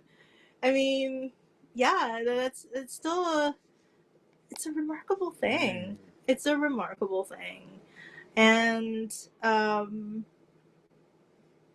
because I wonder a lot myself about like how um, like like knowing people, or being even like more extroverted and that kind of stuff, um, like how, yeah, like that, like how different would things be, like what could I have like experienced if I was sort of a different kind of a person, because up until like very very recently I would say that my introversion and my shyness and sort of like some of my anxieties, I think, just really had me closed off, um, and I had some sort of like other reasons I think for that, but I wonder, like, how different it would have been to just be open, and to be open to connections, and to be open to different experiences. Like, experiences are always like my thing. I like to create experiences, but sometimes just knowing certain people and being in the right place at the right time can also provide you, with experiences, um, and it just feels like that's a lot of um, a mixture of a lot of different things have created your experiences, and your um, just just amazing life experiences that you've had. Um, like Kyle was saying, I try to be a good guy. I think you do a good job of that. And I could talk my way into any room. That's interesting. That's interesting, because that's the part like where I kind of get stuck. Like, just being able to talk myself into any room. I don't know that I'm um, convincing or something. Like, I I find, and this is I think, sort of like leading it. Are you okay? Yeah, I just pulled my Oh, something in my leg. Sorry. oh, Charlie horse. Yeah. Oh, did you want to walk it off? Uh, yeah. Sorry. No, I have my foot here and I tried to cross it and it felt It's really something weird. cracked in a kind of a strange way. So, okay, I can't. Yeah, let me walk. just Sorry. just gonna. It was just really weird. You heard it crack? Yeah, I heard something kind of crack. I think it just, yeah, popped or something. Ooh, yeah, just maybe walk it off a little bit. Sitting here for a while.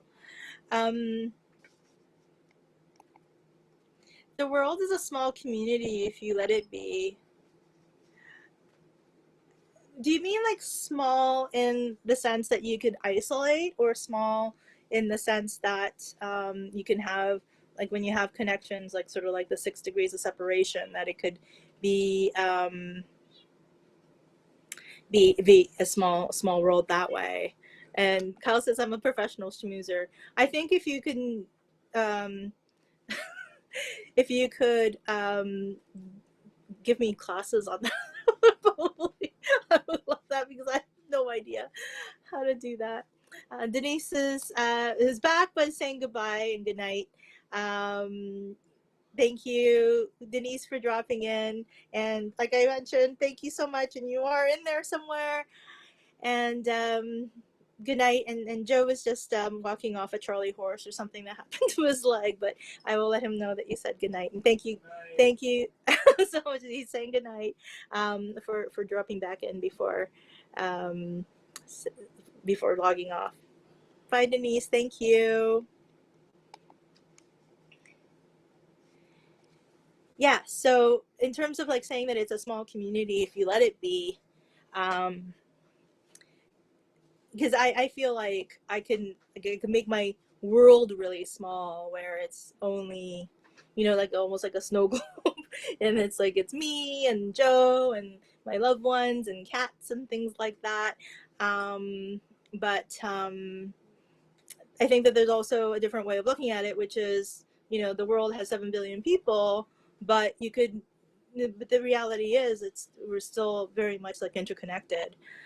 Um, but it's like two different ways of looking at how the world could be small, I think. And That's the one thing I wish that I had been a lot better at. And maybe still it's not too late for me to do that. And maybe it is one of the things that is going to be a goal of mine for this upcoming year. So how's your leg? It's okay. I mean, that was weird. I usually get those when I'm asleep. Yeah, like a Charlie horse. Yeah, and it hurts like it's a hell of a way to wake up. Yeah, that's not cool to wake up that way. But that was weird, for sure. Well, you've been still, and you had your leg I tried to in a weird way. So. Mm-hmm. But it feels better now. Yeah. Mm-hmm. Hal says the world is your oyster. Everyone is a friend, just waiting to be made. In the digital age, especially, we are one yet to meet. I really love that. I really love that because I get really shy. And maybe it doesn't necessarily come off in my videos or like when we do these things, but I am very much a shy person. And I know like in this kind of a situation, I feel like, okay, well, if people hopefully will be interested in hearing what we have to say, mostly me. Joseph's sitting here nodding. But I don't know, like I do say stuff. But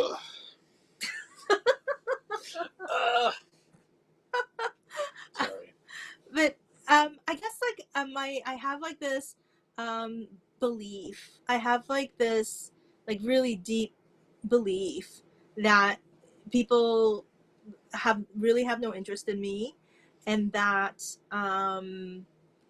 that they so when I was a kid, I used to think that people would forget me the moment that after, like, so if somebody were to meet me and say hello or whatever, and then go away for whatever reason, that they would just forget about me. Or I had this thing also like in school and stuff like that where if someone didn't see me for a year, I thought that they would totally forget me. And I kind of still believe that I'm sort of like not a kind of like a memorable person. So it's a funny, so I You're wrong. but I get this, so I get stuck on like this idea that people wouldn't care. So it's hard for me to so if that's the sort of like the belief that I'm like going in with, it's difficult for me to be able to say hey, how are you, do you want to be my friend? Because I always like I feel like that people are just gonna like forget me anyway, or that I'm not memorable or whatever. Like it's and I'm not saying any of this stuff like to get sympathy, because it's not, like, it's literally what I believed. And I think still to some degree, like I have that in me, where like when I was a kid, like I literally believed that after a year, like it's almost like a calendar year, people would just forget that they ever knew me. So and so if I were to see somebody out on the streets or like on public transit or something, I would just be like, oh, there's that person, but they don't remember me because it's been a year. Like it's just a funny thing. My birth defect was I've never known shame. That's certainly not a defect. Fear of the unknown, fear of rejection, all the things that tend to keep normal people grounded. I don't know that that's a birth defect. I think that's definitely. I mean, I would see it as an advantage because I have like shame issues up the yin yang. You're a memorable Mio, and that's a fact. Thank you. And like I said, like it helps me to have like this visual reference of all these people who care.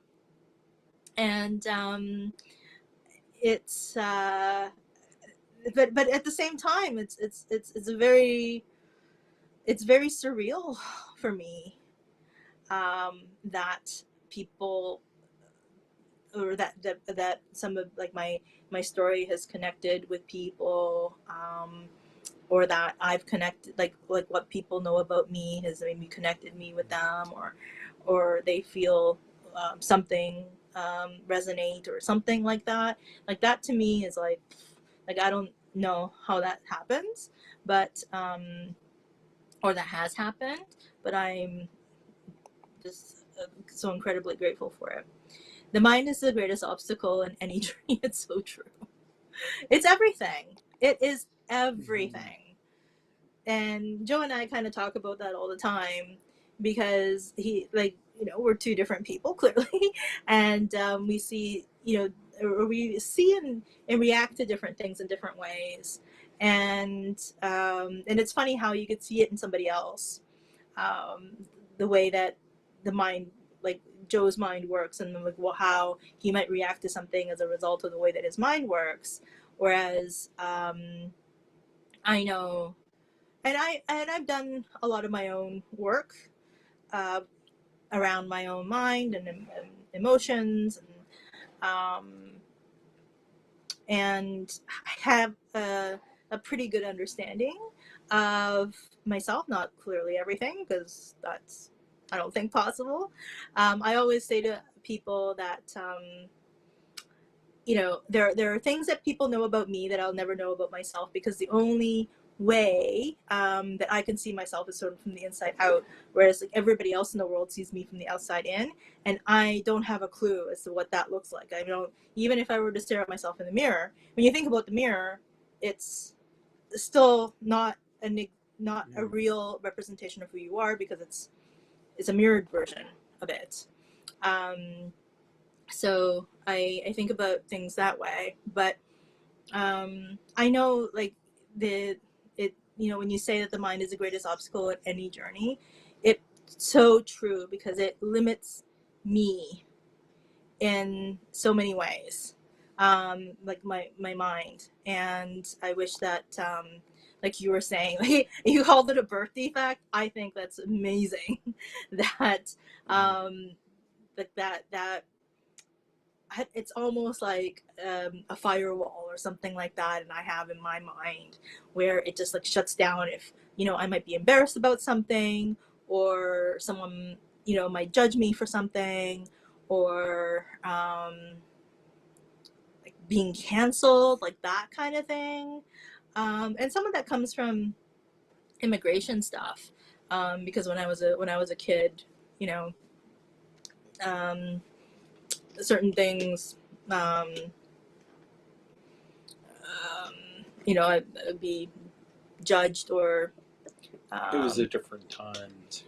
Yeah, I mean, it's tough to, yeah, be different, or to look different, or whatever. And I also, The kids are mean too. kids are mean, yeah. And I was, and I'm a weirdo, so like I like when in high school and stuff, like I would dress in different ways. Like one day I would be a goth, and the next day I would wear a crinoline. Like I would wear like a poodle skirt and stuff like that. And like I had sort of like eclectic interests, which didn't really help, where, you know, I didn't necessarily want to fit in, but it was yeah, like it was challenging. So I would do these things because it felt true to me, but at the same time, there was a lot of judgment, and people being critical and stuff like that. What are you doing? What are you doing? I'm just sitting there. You were looking at yourself in a funny way. Yes, you were. Yes, you were. What were you doing? Nothing. Say it. I wasn't doing anything. He was saying he was doing something. No, I wasn't. Otherwise, he would tell us what he was doing. Kyle's saying, I'm all about running naked through the woods and howling at the moon. Yeah. No, but I think that there's a part of my spirit that would love that, you know.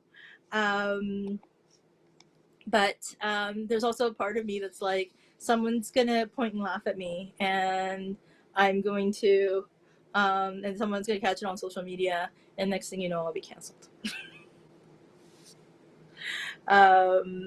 Yeah, so I find that's so for the thing that I was saying is the theme for today is to talk about like what we would love for ourselves, or we would like for 2022 to be. And for me, I want to get out of my own way to be able to ask people for help, number one, because I'm used to doing a lot of things on my own, and getting a lot of things done on my own. And this year has taught me this, since I've been diagnosed a year and a bit now, it's taught me that I need to ask for help sometimes. I've been fortunate enough up to this point where um, it's not 100, like I'm not 100% in a place where I need help with everything all the time. Joe helps me out a lot, and he gets me to a lot of places that I need to get to, that's and that's, and he's been great about that. And but it's been really frustrating for me because I just feel like, I've lost, and I'm trying to regain some stamina back to be able to maybe go for longer walks and do some other stuff. But it's winter here, and it's a little tougher to do that. But that's really an excuse. Like, I really need to just do whatever I need to do to get that stamina back. But also the fact that in the previous video that I just uploaded earlier today too, that yeah, like being, we're in our 40s, and we thought that we had a longer period of time to be able to work and to create more of a stability for ourselves financially, and that's something that um, didn't happen. And it also has meant that this second line treatment that my doctors want to have for me may be out of reach, unless I go out and try to do my best to rustle up some resources. And it's also like pretty incredible to see, like, going to the grocery store and stuff like that so many things, the prices have like really jumped on so many different things. And yeah, like and I want to do my part in being able to have around a well-rounded existence while I'm still around, and also to have the ability to maybe do a few things to cross off bucket list type stuff. And in order to do that, I have to get out of my own way and do some of that stuff. So I think that it'll be still a period of growth for me this upcoming year. And that's one of the things that I know that I'm, looking forward to in 2022. Kyle has a Eleanor Roosevelt quote. A couple of Eleanor Roosevelt quotes for you, ma'am. No one can make you feel inferior without your consent, and do one thing every day that scares you. Some random words of wisdom I wrote. I don't think it's random at all. I have a lot of respect for Eleanor Roosevelt, and I think that those two quotes are very apt, and it's true. And the do one thing that scares you every day, I think it's something that I do. The one thing that I realized in my life is that it's actually very it's a privileged position to be in, but it's actually not so difficult to maybe I shouldn't say that. I personally didn't find it too difficult to create comfort in my life. And there are like different ways where like I have a mind that tries to solve problems, but I think that discomfort and pushing yourself a little bit in all areas of life actually allows for growth, whereas comfort just makes you complacent. And so, you know, earlier in life, I thought like what I wanted was ease and comfort. But I think ease and comfort, like I mentioned, breeds complacency rather than growth. And so this is pretty much another way of putting what like Eleanor Roosevelt said. And it's just, yeah, to do things that challenge me every day. And that's I think that that's very, very true and wise, and not so random at all.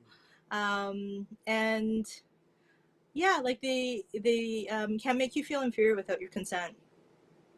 It's a very strange thing, right? Though, if your brain is kind of like tuned a certain way, where you, it's because it's true. Like our brains are programmed. Like when we come out, we're born like we're like blank slates, and all of our experiences and our genes and the people around us and all those kinds of stuff, like they imprint into our brains. And I know that through my own personal work and through meditation practices and all that kind of stuff, I have like some insight into some of that programming that I have. Not all of it, but it's tough when I catch myself believing things, you know, like when I believe stuff like I don't matter to people, or people aren't gonna remember me, or people don't care about me, like that, those kinds of things. They're, you know, they can feel like really viscerally true. But to catch myself and to like even look at my wall, you know, to look at Joe, talk to my mom. I tell her she's wrong all the time. So.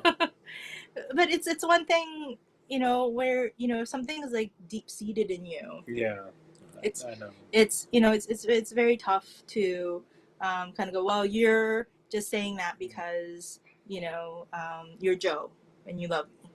And I can point to a lot of, you know, and unless I catch myself to say no, like I have to stop thinking that way, but it's hard.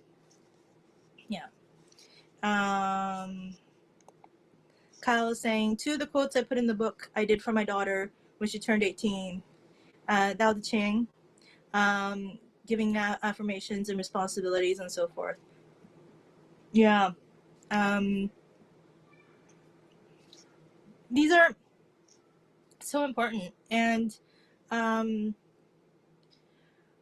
like it. And it's a funny thing because I'm so fortunate in that my parents, even though, like, you know, my parents and I are first generation Japanese. I was born in Japan, but my parents were pretty like liberal folks who had like, traditional values, but my dad wanted to not raise his only daughter in a patriarchal society like Japan, so he that's why they immigrated here.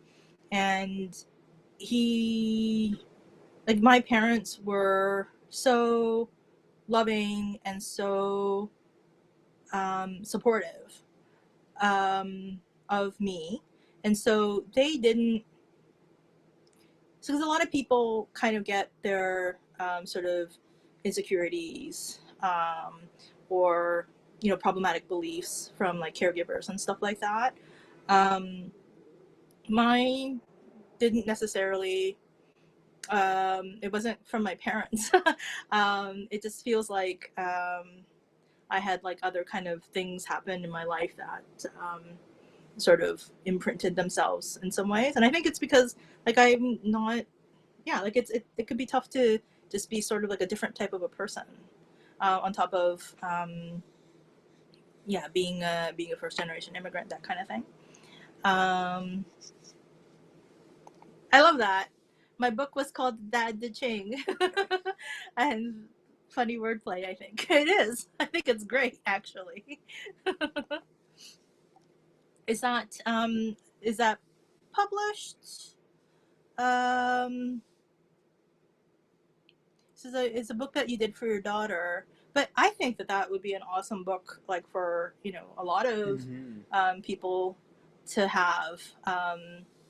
Because I mean, I could sort of imagine what that dating would be like, um, but and I think maybe more people, more younger folks are coming into that kind of stuff now.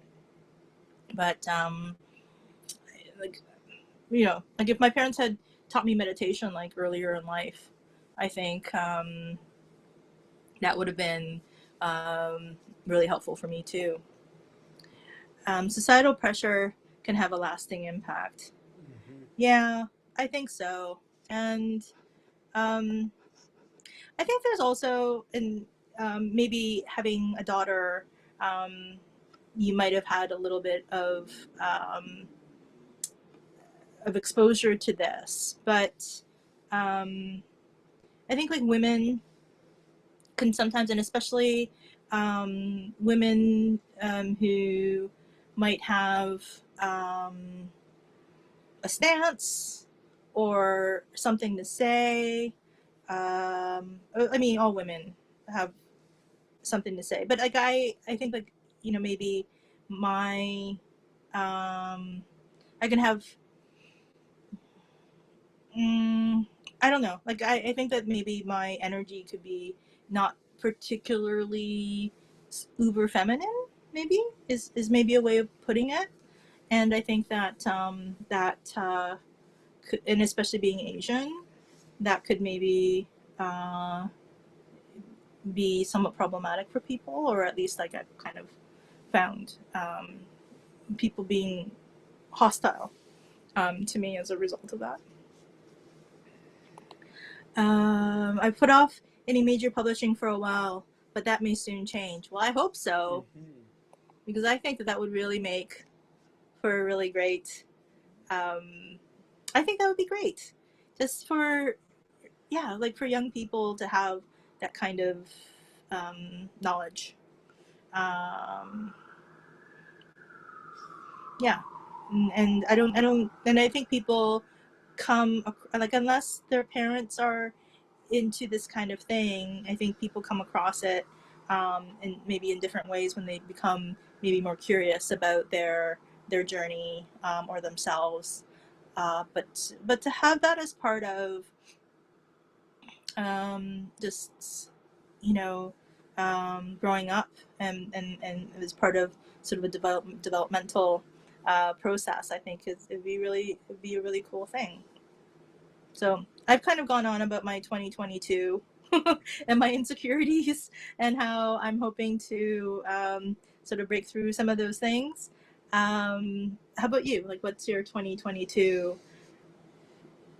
2022. I just hope everything's okay. I hope all these COVID and Omicron and all this stuff just goes away. People can just kind of live normal again. And I think we were kind of getting back to that, but we had a little bit of a curveball with everything. And yeah, I think that's it. I want you to feel, feel good and be able to do things and not have to worry about like viruses. Mm-hmm. Yeah, that would be nice. Mm-hmm. I just hope that my my my state continues. It's not perfect. I have some um, neuropathy, and I get tired very easily. I have fatigue stuff, but I mean, all things considered, I'm very, very, very fortunate even within a crappy situation that I have. And my hope is that it continues, and that that I'm able to eat solid food for as long as possible, because it was like when I like every like I've done a lot of research and a lot of planning for different things that could occur. And one of the things that I did was have some conversations with hospices and things like that, so that all that stuff is sorted out when it needs to happen. And sometimes like you learn stuff that you weren't expecting, like that there is probably going to be a point within with my journey and my disease that I'm not going to be able to eat solid food, and so things are going to, like, everything is going to have to be like blitzed out for me.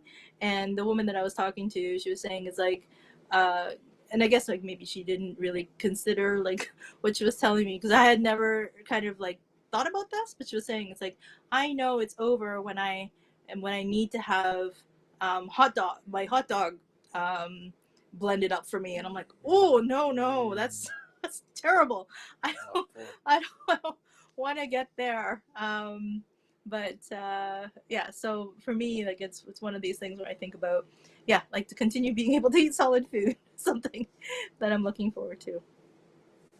Kyle's, I've been content to simply write articles on history, comics, and such.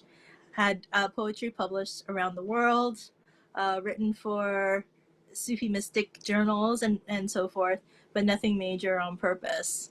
Why on purpose? Which drives my friends and family nuts, especially my mother, an author herself. That's, yeah, like it's driving me nuts.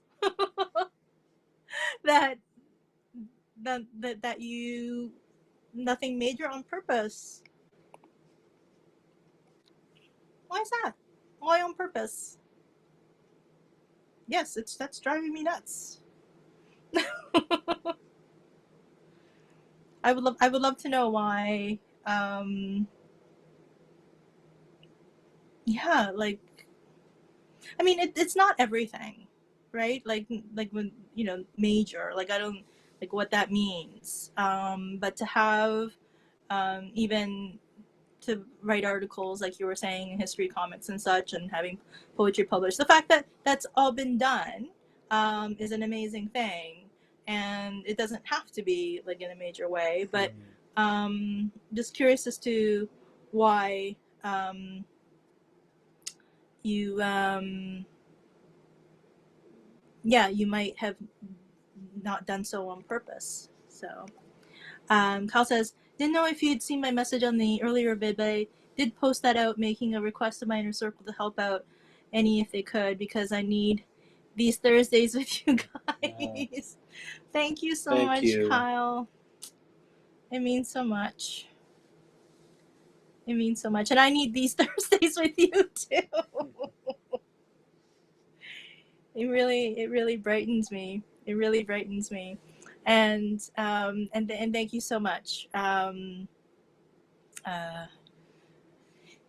Just I mean, the fact that that you care to share, and it's not surprising to me, having gotten to know you in the last while, in the ways that we have, but it always like but it's always surprising to me,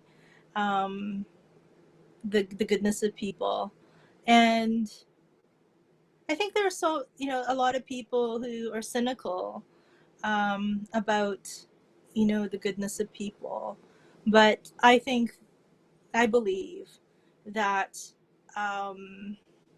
you put the best of yourself, or you try to put the best of yourself out there, and hopefully it attracts good. Like I hope that good attracts good. And you said earlier that you just try to be a good guy, and like I like there's not a bone in my body that believes that like you're not a good guy. And I feel like very blessed to just to have these interactions with you. And I'm really, you know, if you're open to it, and we, you know, kind of mentioned it a couple of times, but to be able to not just have you on screen with us, like whether you want to show your face or not, or we can figure that out, but so that you don't have to type so much, that we can converse, and hopefully we'll be able to do that at a future date. And sometimes I'm not so good at planning out things, but I'm hoping that we can figure that out. I've always shunned fame and fortune. Don't see that changing anytime soon, but have been approached many a time by book publishers, movie studios. Fame just ain't my thing.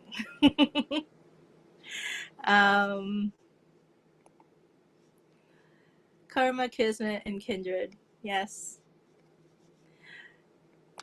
But I think to think about, but is it just, you know, having many more people exposing who and what and the things that you create to more people, isn't that also, you know, like a really precious gift that you share with the world, you know? And it's not just about fame or just about fortune, which might come with you sharing, you know, things about yourself with the world, but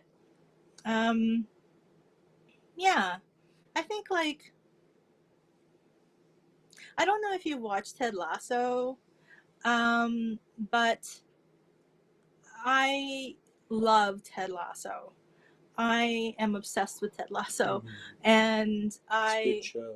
It's a remarkable show, and it's a remarkable show because, excuse me, and like a lot of people kind of put it as a way of saying,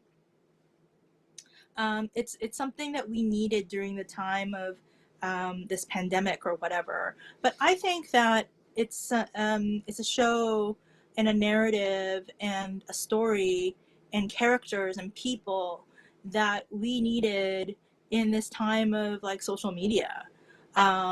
Because as much as social media and I don't know, like just people being not as kind to one another because it's through a screen or through anonymity. You know, people don't necessarily use their names in social media, and so they hide behind that and say things that they may not say otherwise. But in all of that, and you know, canceling people because they might have slipped or they were less than perfect as human beings, and things like that. I mean, there are certain people who need to account for things, but that has nothing to do with social media. I'm thinking about like Jeffrey Epstein and his like longtime partner who just got charged with five counts. But that aside, I think that the thing about Ted Lasso is that vulnerability and being real resonates with people, and I think that you know, we need more models of that. And I feel like, you know, you sharing more about yourself and your story, and even the dad to Ching, is a gift to the world. You know, not just you chasing fame and fortune, which, like I said, like who knows, it might come with those things. But I also feel like it's not and it's somebody like you that should do it, you know what I mean? Like it's not the people who are like, oh, like you know, call me a guru, or you know, like Anthony Robbins had that like that Netflix documentary called like I Am Not Your Guru, but clearly like there's an ego about him that would suggest that that's something that he's sort of lying. I don't know for sure, but I kind of found that really interesting, that he would, say it's like, I'm not your guru, but it's the people who don't want to, who put the brakes on these kinds of things, that is, truly the folks who should be out there, which is, sort of the irony, I think, in it. Kyle saying, I have no vanity issues, ain't pretty, but I'll do any Zoom stuff. Got a comic history YouTube bit coming up next month out of Boston, and have several things coming up out of the UK, comics and music. Can't wait. TV interviews, my stuff with Nasher. I listened to that song. I should play it for Joe. Hadn't done that. It was really, really cool. And big year ahead, it all falls into place. But you might reconsider some publishing, and maybe allowing for your story to be told. I think that there are some people who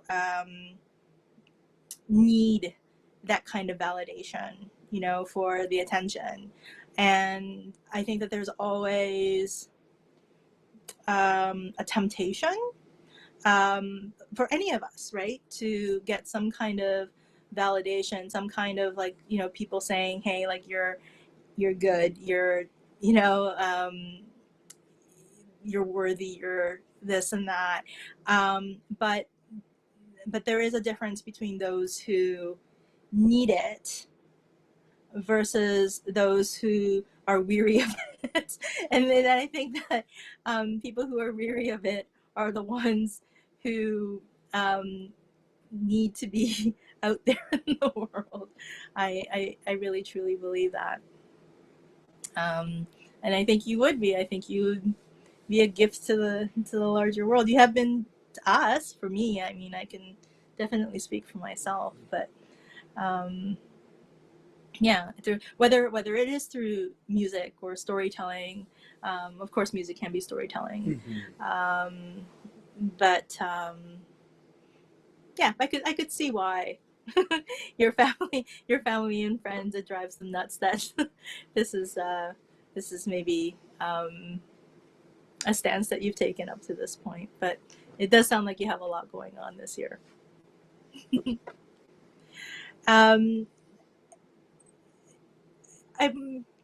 So from all of these things that you are going to be doing this year, because there seems to be a whole lot of stuff, are you hoping for something out of these things, or is it just the fact that it's just something that excites you and interests you, and that's what you're looking forward to? Kyle says, I've walked away from millions of dollars on 3 separate occasions in my life due to the strings attached and what it would cost my soul. I could understand that. I could understand that. And I think that the fact that you were able to recognize that and to make the right decision for you, is that's what I mean. Like, yeah. That's if it doesn't feel good, don't do it. Right. Yeah. But if it's going to cost you your soul, right? And for you to have that knowledge, or that knowing, that it's like, yeah, this is not good for who I am as Kyle, who I am as a human being, and to be able to acknowledge that and recognize that, and say no to things.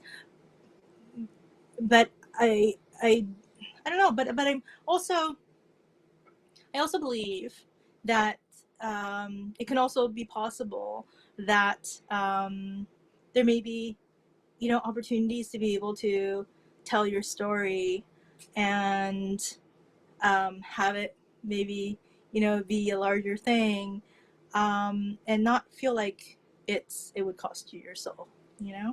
I'm hoping that there's maybe something out there, because I would love that for you.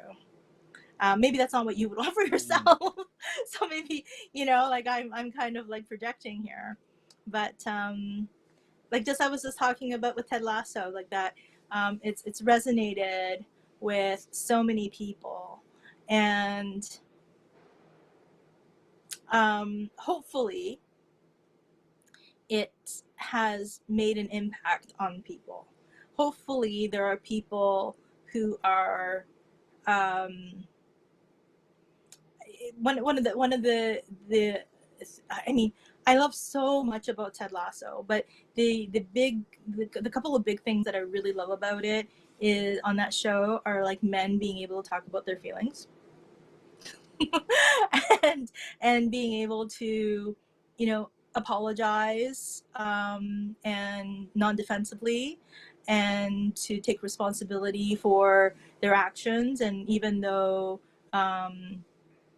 you know, it's not an easy thing to do, that they show that it how it's done. And if that can resonate with 10 people, that's like 10 people who have who are now like able to be better men to the people in their lives, the better fathers, better sons, better brothers, better whatever, grandparents, or whatever, uncles, whatever.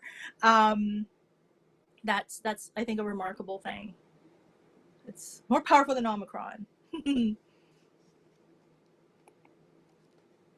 I'm just getting old, not so much worried about the fame thing anymore.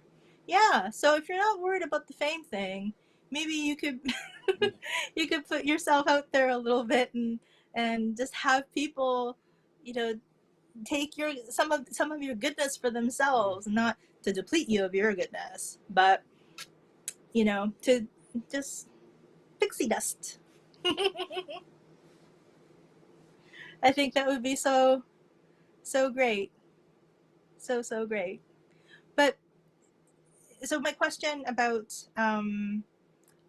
what you're hoping for with these projects this year, um, is it just the experience of it and having fun with it, or are you hoping that something else would um, like domino effect for something else, or what are you hoping for? Integrity is ingrained in my soul, which makes the transition to marine quite easy. Yeah, integrity. Yeah, I think it is something, right? That um, it's an intangible, and it's something that you either have or you don't, I think. And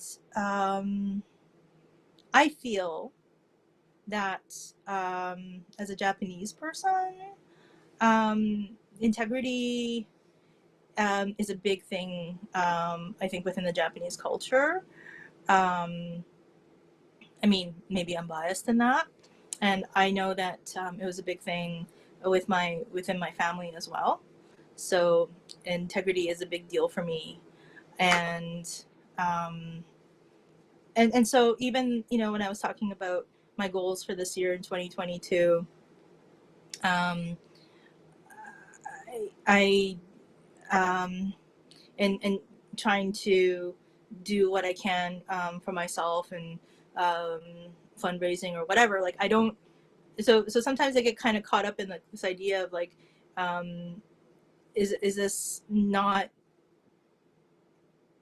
is this not is it opposite of integrity somehow?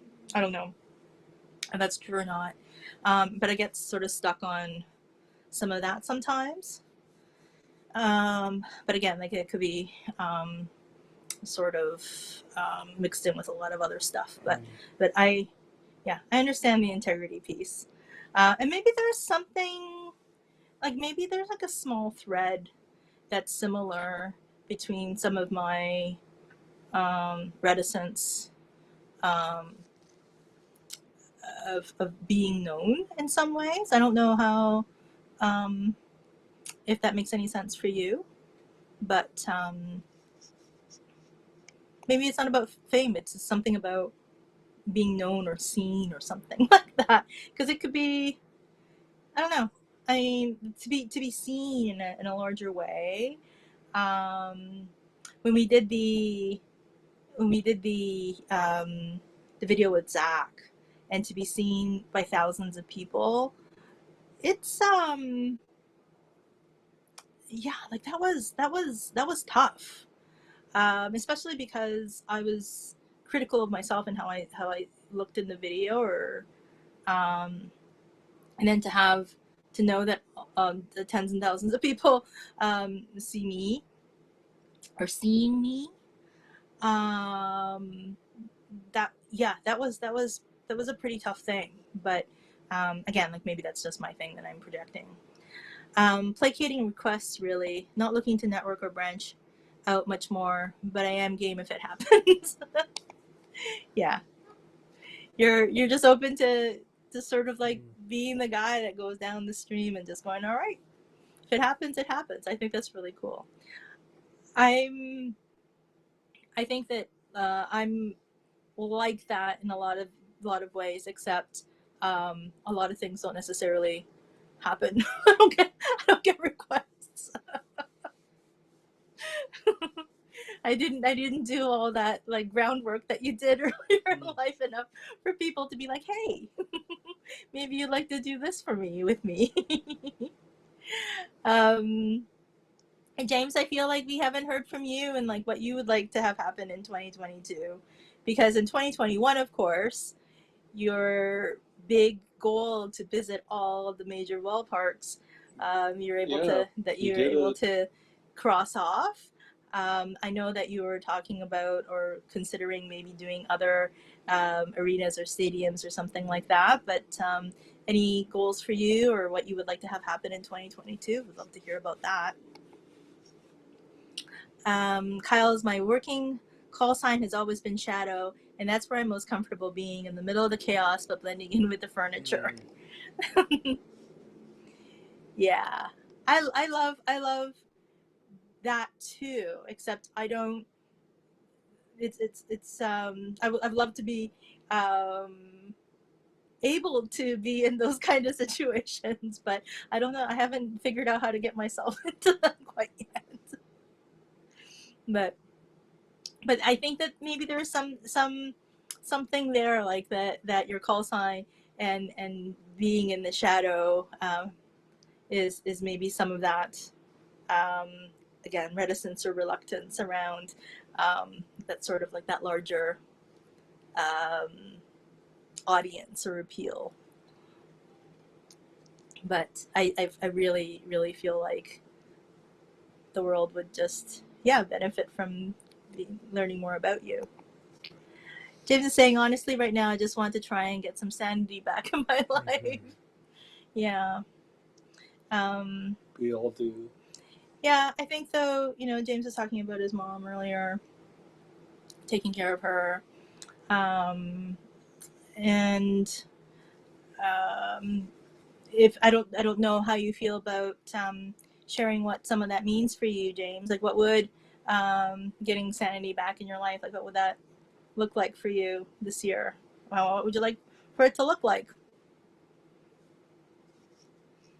And Kyle's saying, may sanity find you soon, James. Yeah. Yeah. Because, yeah, I wonder what sanity would look like for you. It has been, and I think that, the one thing about, and I don't know how it is in the States, because I think that everybody is having a different experience of, pandemic stuff or COVID stuff or Omicron stuff or whatever it is. But the one thing for a little while there in 2020, we were all going through like that 100, like not 100%, like, well, at least in North America anyway. A good majority of all of us in North America was going through the same, a certain amount of the same difficulties, that it almost like put us all on like sort of like an even plane for a little bit. But the reality is it's still our individual experiences that's also touched very greatly by these difficulties, like these world difficulties too. So um, yeah, there's something about, James, you saying that you want some sanity get some sanity back in your life. Like I really, really hope that that's something that happens for you. Like it really, it touches me. Yeah.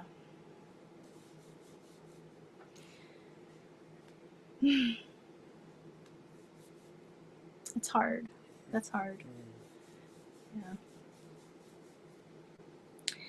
I think too, yeah, it's, you know, I think, I said this in the other video that I put up, and, it's the last couple of weeks, you know, I was really hoping to feel differently because, this week I'm having a break from chemo, and I was like hoping to have a lot more energy. I mean, it's definitely better, but it's not what I was hoping that it would be. And I still have another few weeks, so I'm hoping that it'll maybe take an upswing. But yeah, like I've been feeling a little off, you know, last couple of weeks. I'm really glad that you're able to celebrate Christmas, and that we're looking forward to New Year's and everything like that. Um, but yeah, I'm hoping things will feel differently. I just want my mom to get better. That's really all I'm thinking about right now. Yeah, I hope she gets better soon too, James. Yeah. Staying sane in an insane situation is insanity in itself. Yeah, it's true. And Cal saying healing vibes and love to you and your mom. Yeah, I hope so too. Yeah, and like we were saying earlier, it's tough if she's not eating, and you worry about her. So I hope, yeah, like she gets some of that energy back. She gets better. I hope so. Yeah, we can all use. I think you can send some healing vibes James' mom's way. I can't see it. It was past the screen. Yes. So I hope she gets better, James. Yeah, and we all get better together. Yeah. Yeah. I'll be thinking about you, Kyle, on the 10th. I know on the 7th you said that you'll be going in to do what you're going to be doing, and then on the 10th you'll be seeing your doctor. So I'll definitely be thinking about you then too. And that's actually, the 7th is the Friday, if I'm not mistaken. The 10th is the Monday. I think the 10th is when, right now anyway, Joe and I have tickets to go see the Stones exhibition. Yeah, in Kitchener. It's like a traveling museum thing. Yeah. It's supposed to be last year, but it got put off. It was gonna be it was gonna be late though last year. No, it was gonna be this year. No. It wasn't gonna be last year. It was gonna be this year, but it was gonna be like November or something like that. And when I was contemplating on buying tickets for Joe at the time, like last Christmas, I wasn't sure what my state of health would be. And so I talked to a bunch of people, and they said, just get it for him. You know, if he doesn't use it, he doesn't use it. Or if the two of you can go, the two of you can go. But, you know, it's, I'm glad that I did end up getting those tickets for you for Christmas though, because now we'll be able to go. Like whether it's going to be on the 10th or not, yeah, we might have to change that depending on what's going on here. We'll see, with the restrictions. But I mean, it will be, you know, it will be a road trip anyways. So. Mm-hmm. The next step, it takes a turn for the worst. They'll have to start cutting parts out of me. Well, I hope we're all sending vibes to you that it doesn't take a turn for the worse. That you'll get to keep parts of you. I know you mentioned having done surgery and radiation and all those things like take a toll, and hopefully there won't be any cutting of parts for now. Yeah, lots of and I'm crossing my toes. We'll cross paws. we have a number of paws that we can cross here. And yeah, and well, yeah, waiting stuff's so hard. And this is all like, life stuff. And there's a lot of folks who have difficulties talking about life stuff. But I think it's so important to be able to talk about it and to have people say, yeah, like, it's okay to talk about this stuff, because and not everyone is going to be that way, but to know that there are people in your life who are are open to and are able to just talk to you or to hear you out. That's important. That's so important. These are paws. Mm-hmm. And they're not quite crossed, but there are cats here that will make sure cross paws. It's the least they can do, really. I mean, they don't do a whole lot. Apart from being fuzzballs that are lovable. Oh, she's not happy. Not happy. It's like, and I kind of maybe mentioned this a little bit. I think that if I could have like certain cameras set up in this household, it would become like a great YouTube channel. These two, the relationship between these two, and like their love and devotion to one another. It's crazy.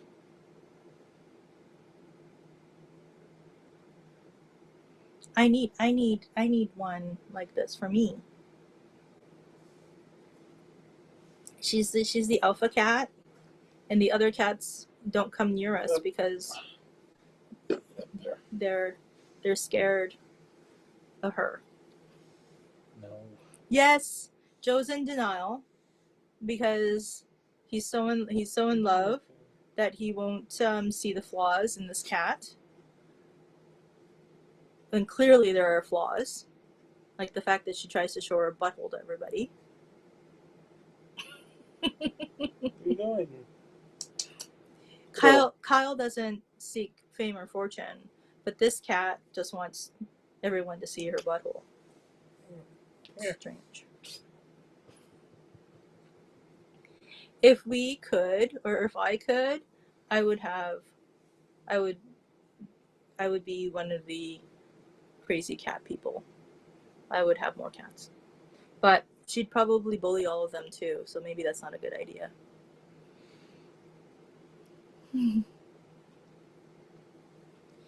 So for ourselves tomorrow, for New Year's Eve, we're just staying at home. We had some crab legs and steak that we're gonna cook up. I'm gonna see if maybe I might be able to get a little bit of sushi. Japanese people, New Year's is a big thing because Japanese people aren't Christians. Christmas isn't a big thing. There's a lot of decorations and things like that happen in Japan, but gifts and things. not a big thing. But New Year's is, and unlike China and Vietnamese, I think the Chinese and the Vietnamese have the Chinese New Year a little later on in the year, but in Japan, we follow like the calendar that's followed in North America.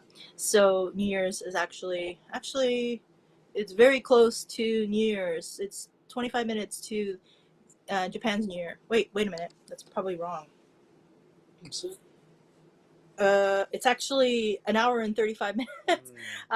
So it's 1:35 in the morning in Japan. So it's already been New Year's over there. So I have to send my mom a New Year's message very shortly. But that's what we're doing. What are you, Kyle and James, doing for your New Year's tomorrow? Kyle says, my cat watches me clean up her litter box shit while expecting me to pet her, then yells at me to feed her more, turns her nose and tail up to me, so she walks away contented in her indifference. My 7 p.m.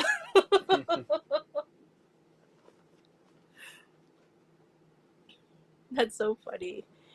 Cats are like they just have their personalities. It's in the fact like we have we're outnumbered, but they all have such different personalities. It's hilarious. It's so funny. But that's part of their charm, I think. Hopefully sleeping the new year in.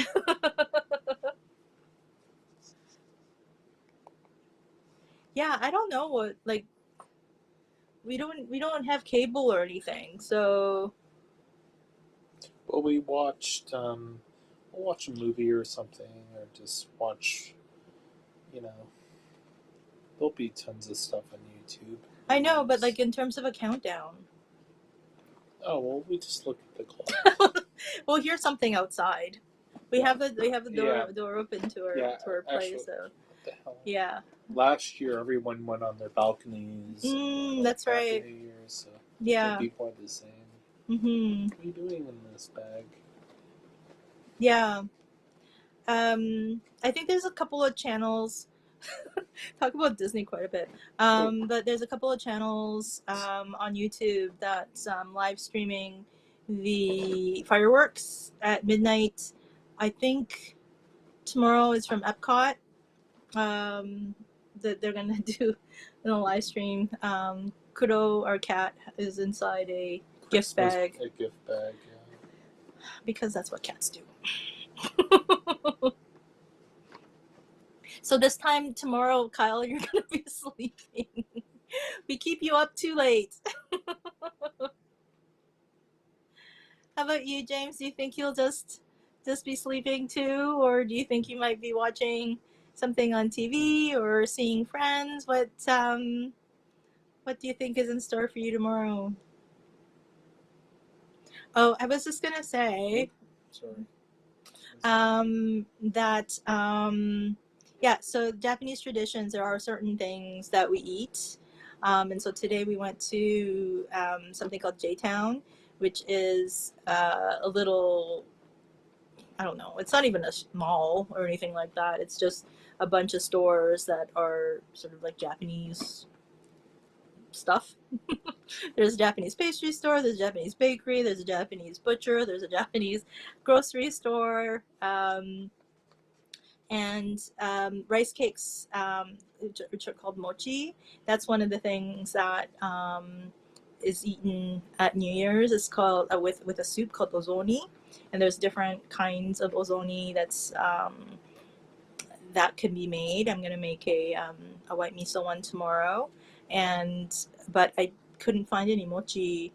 It was kind of packed at J-Town, so they were sold out. So, but I did actually find some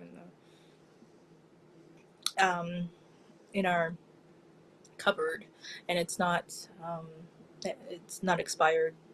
And I asked my mom how to use it, and she told me. So yeah, so I'm going to be making some of that for New Year's. And James is saying, I think I might watch some John Wayne movies tomorrow night. Mm-hmm. That's neat. Yeah, that's cool. What ones are you going to be watching?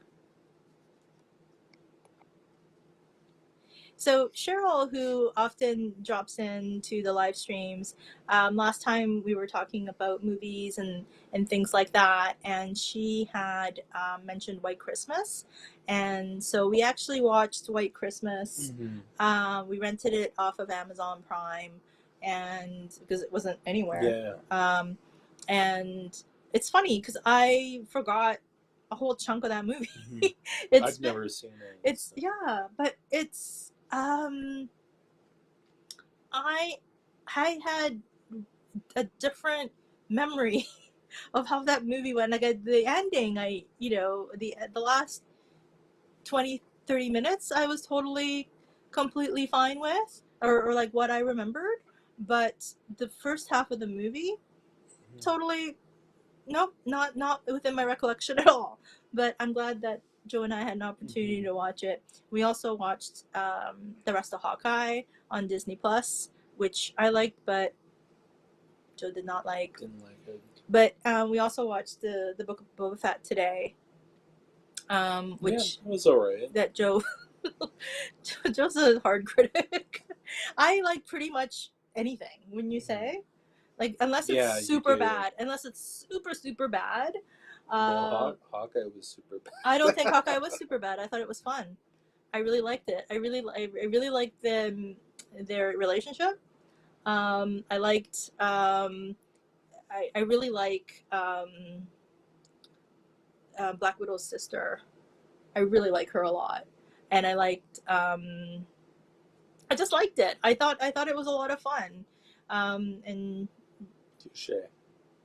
And so a lot of times now I won't even ask Joe like what he thinks of certain things because I'll like it, and then he'll come down and he'll like rain on my parade, and I'm like, what? I like it.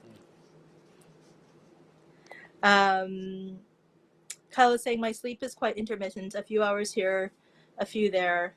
Pain is constant companion. Yeah. I sometimes judge myself for needing to sleep in that way, because I can get a good night's rest, but then I'll feel like I'll need a nap in the middle of the day and think, well, why do I need this nap? But yeah, so it's good to listen to your body, right? Loved Hawkeye, but they went kind of weak at the end, leaving it for the Echo series. Yeah, I think the ending was just too much stuff going on, and like the Kingpin, I think they just. What do you think was kind of weak at the end, Kyle? Is that what Joe was saying is what you thought was kind of weak? Like all the. Because I do think that they did set up for Echo, but. But what? Yeah. Well, I mean, because they were.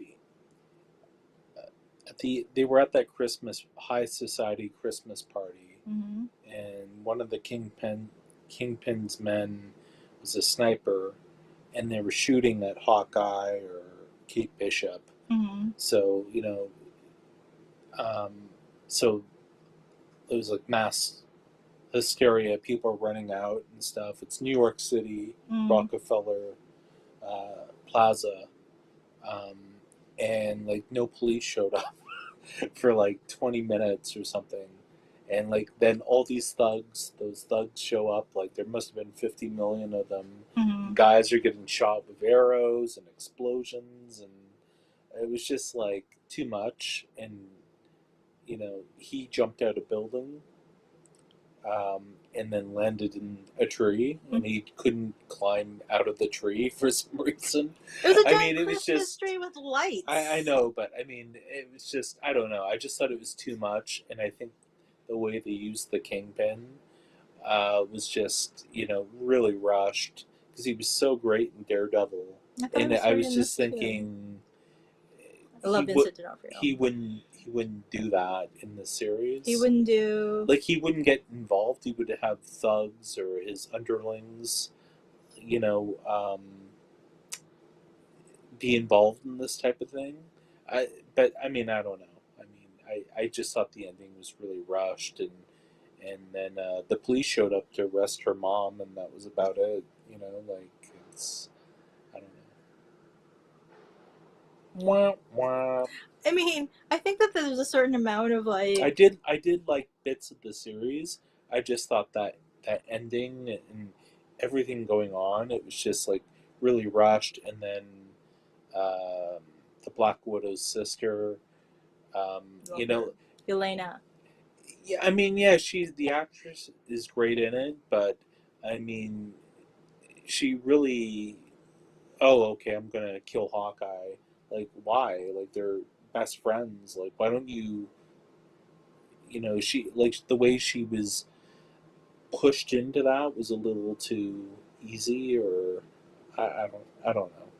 If someone told me that, I don't have any siblings, but they had a complicated sibling relationship, and if someone told me that somebody was responsible for my sister's death, I would just have very complicated feelings about it. And I think that is the reason why she didn't just kill him outright from the very beginning. I think she wanted to have a conversation with him because she was hired to kill him, and I think she went through the motions of finding out the story, but she also had this job that she was supposed to kill Hawkeye. But the thing about the Christmas tree, I get it, some other people have said that too, but it's a big tree, first of all, and there's strings of lights. I mean, I think, I was saying to Joe before, it's probably ending up in a spider web that's also electrified. So climbing down from a Christmas tree that's strung up with lights, with electric lights, probably wouldn't be that easy. I don't know. That's sort of what I thought. But anyway, he was there for a while, and that's the thing. He was maybe there was stuck. That owl was there. He's like, oh hey. Yeah. And the owl. The thing about the owl is that there really was an owl inside the Christmas tree in Rockefeller Center. So they integrated that, and apparently I forget the name. They named the owl something. And I don't know. I thought it was cute. Okay. I thought it was cute, but different. Yeah. They really didn't tie anything up or connect it to the other properties, well, except for the Clint Elena conflict. Mm-hmm. You don't feel like they set it up for Kate Bishop to become Hawkeye? I mean, at the very end, he was just like, hey, I have an idea, when she was wanting to be Lady Hawk or something. And he was sort of like, I have an idea. And so I think that was a set up for Young Avengers, right? Isn't that the idea? I don't know. And Echo. I think Echo is going to be interesting. I really like that. I don't know anything about Echo. Neither do I. But it seemed like she seems like an interesting character. Kind of like a just like the anti, well, I mean, she's she can't hear, and I the one thing that I was curious about, though, and this is the one thing that they didn't tie up, is who was it Clint that killed her dad? Was it him as Ronin that went and massacred all those tracksuit people, or was it somebody else? Because I think that Echo would have been able to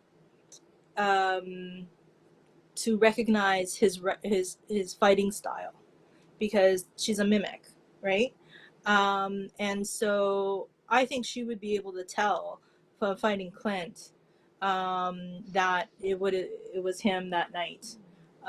But she didn't seem, or they didn't explore that part of it. Like, I would imagine that if you were a mimic, and especially if she saw her father getting killed, right. that was something that would be sort of in her mind. Kyle says Clint has retired 3 times already, so he's just another Hawkeye, just from the comics. And Kyle says it was Clint. So I just feel like Echo let him off a little bit too easy. If she knew that it was Clint who killed her father.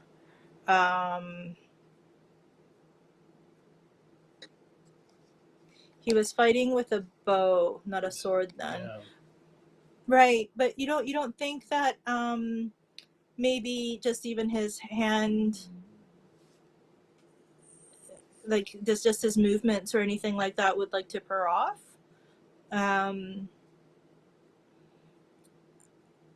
It's just if he was the one to have killed her father, and he's like, well, someone hired him to, like the Kingpin had hired him to, and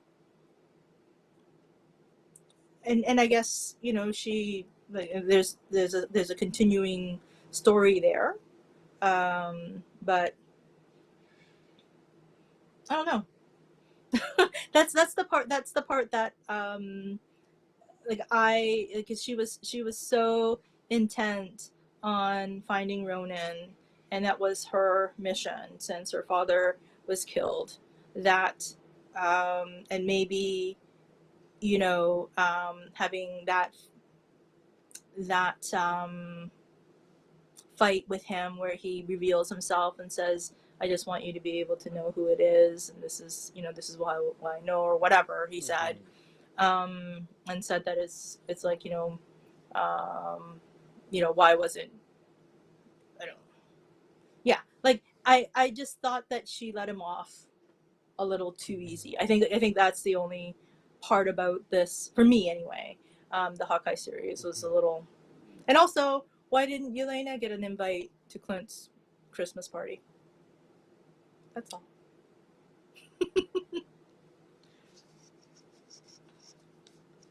Kyle says, fighting styles are very similar. Swordplay is strikingly different movement. Clint found out Kingpin leaked the info afterwards. He found out that Kingpin leaked the info afterwards. Leaked the info. Can you clarify that?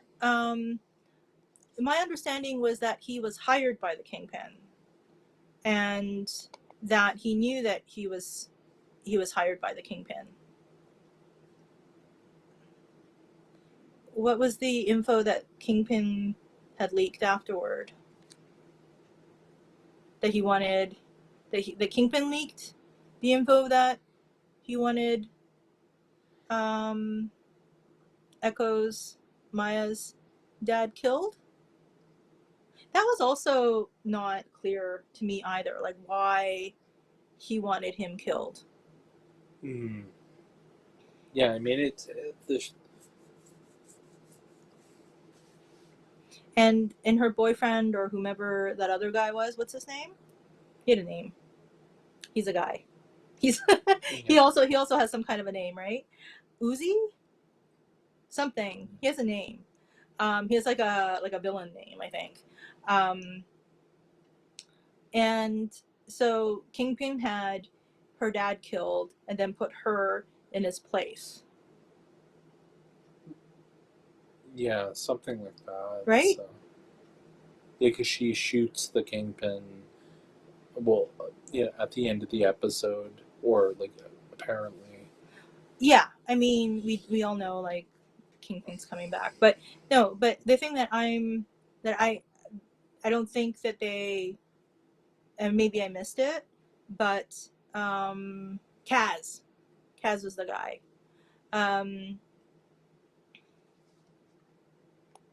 So Kingpin leaked the whereabouts of the tracksuit mafia. It was the informant, yeah. So Kaz, the boyfriend, was the informant. Yeah. I'm so confused. Yeah. The informant. Did you like the tracksuit mafia? I think that they were funny. I think that they were funny. Like a good match for like Hawkeye, because he's just like a regular guy. Right. and like if you're gonna have like a bunch of guys come after them, like why not be sort of like silly guys in like tracksuits? I'm so confused about this thing. I'm sorry, I'm being dense. Leaked the info afterwards about the whereabouts of the tracksuit mafia, and Kaz, the boyfriend, was the informant. Mm-hmm.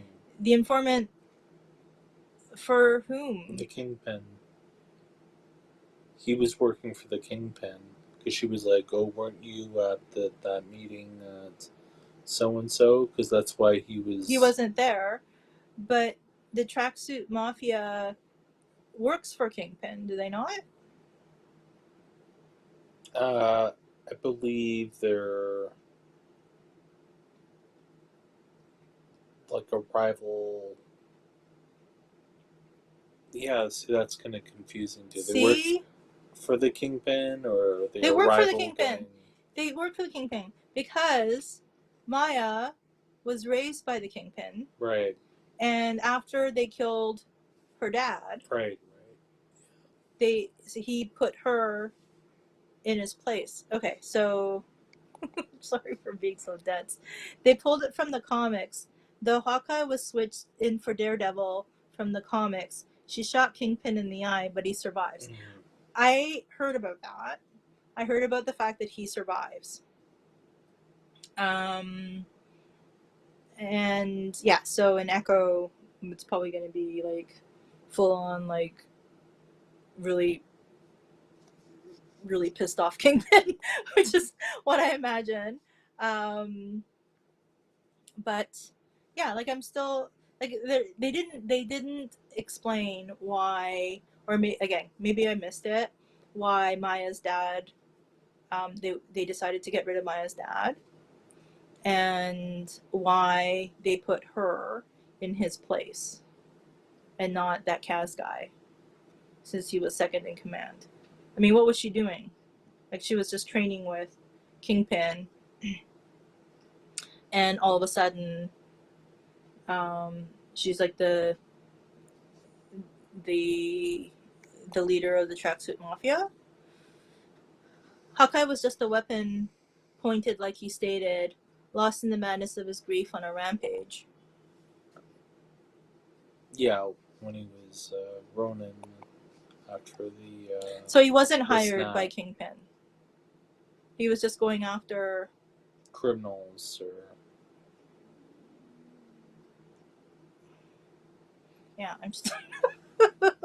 No, because his family got, snapped away. I know. And he didn't, so he became Ronin, and he just went around killing criminals. I know all that. 5 years. But I know all that. But I'm just I can't figure out, like, so before all this stuff in this Hawkeye series, I thought that he just was sort of a little like Batman, in that like he just was like a detective, and he would just find like criminals and like kill them, and like, you know what I mean, like how Batman doesn't kill criminals. No, but Batman was a detective.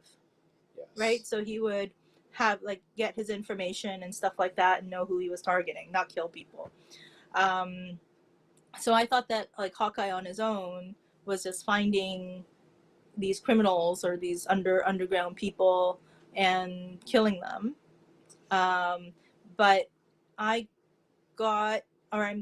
confused as to whether Kingpin hired Hawkeye, or was he an assassin for hire? And was that something that I missed throughout, or is it just that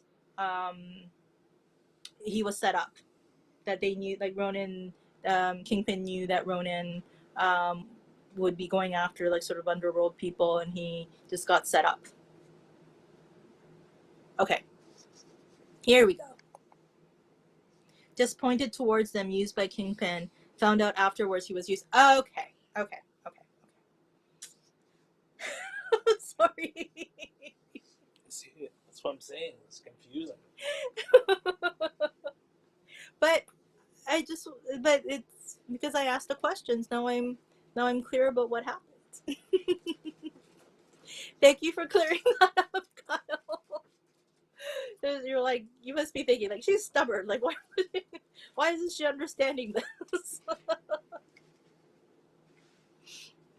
But anyway, apart from like, that's the problem I had with it. But apart from that, I really like the series, and I liked how it started, but I found some of the humor, especially in that last episode, really kind of fell flat a bit. Like the one scene that I was like, why are they doing this? Is when they had those the medieval cosplay. the LARPers. Yeah, so they were acting as his team when he was in the party and stuff, and then when the sniper happened, everyone's running on the building and they're directing people, and they're like, "Oh, no one's listening. Oh, we have to." So then they changed from their tuxedos into their cosplay outfits. Like it was just kind of like a weird joke. Like it wasn't funny, and B, it was like, why would you do that? Like, I think I was just like, it's dumb. I think the background of that is how in that, like in the MCU, people listen to superheroes. People listen to people that are in costume, and that people just dressed in tuxedos or whatever are just people that are blending in to the background, whereas the idea of like superheroes, they even have like Rogers the musical and stuff, like, so there is like this elevation, and even the one guy who says it's like, this is my one chance to feel like an actual superhero by wearing the Ronin costume. So it's in the fact that they had like these new costumes, that they were proud of. They felt like superheroes, and you can argue that maybe it gave them the confidence, and maybe part of it is the confidence that allowed people to listen to them or something like that, or the fact that people maybe like, oh, like these people are superhero adjacent and we can we can listen to these guys or something like that. So that's kind of how I took that. So it's of all the Marvel stuff, this is probably the most that we've talked about. And this is like, honestly though, like the thing about the tracksuits and the Kingpin and the Ronin thing was the thing that really, like, just for some reason just went over my head. I couldn't really understand. This is probably the only thing in any of these Marvel stuff where I was like, what's happening here? Yeah. But I did enjoy Hawkeye. And Kyle, I don't know if you're watching the Book of Boba Fett, but we watched that today, and I liked it. But I like most things. Yeah, it starts off good. Maybe not give it away just in case. But the one, it's already, the cool thing about Boba Fett, like in the movies, is you didn't know who he was. So this show, you see him without his mask and stuff. You explore that character, and I mean, I'm not saying I dislike it, but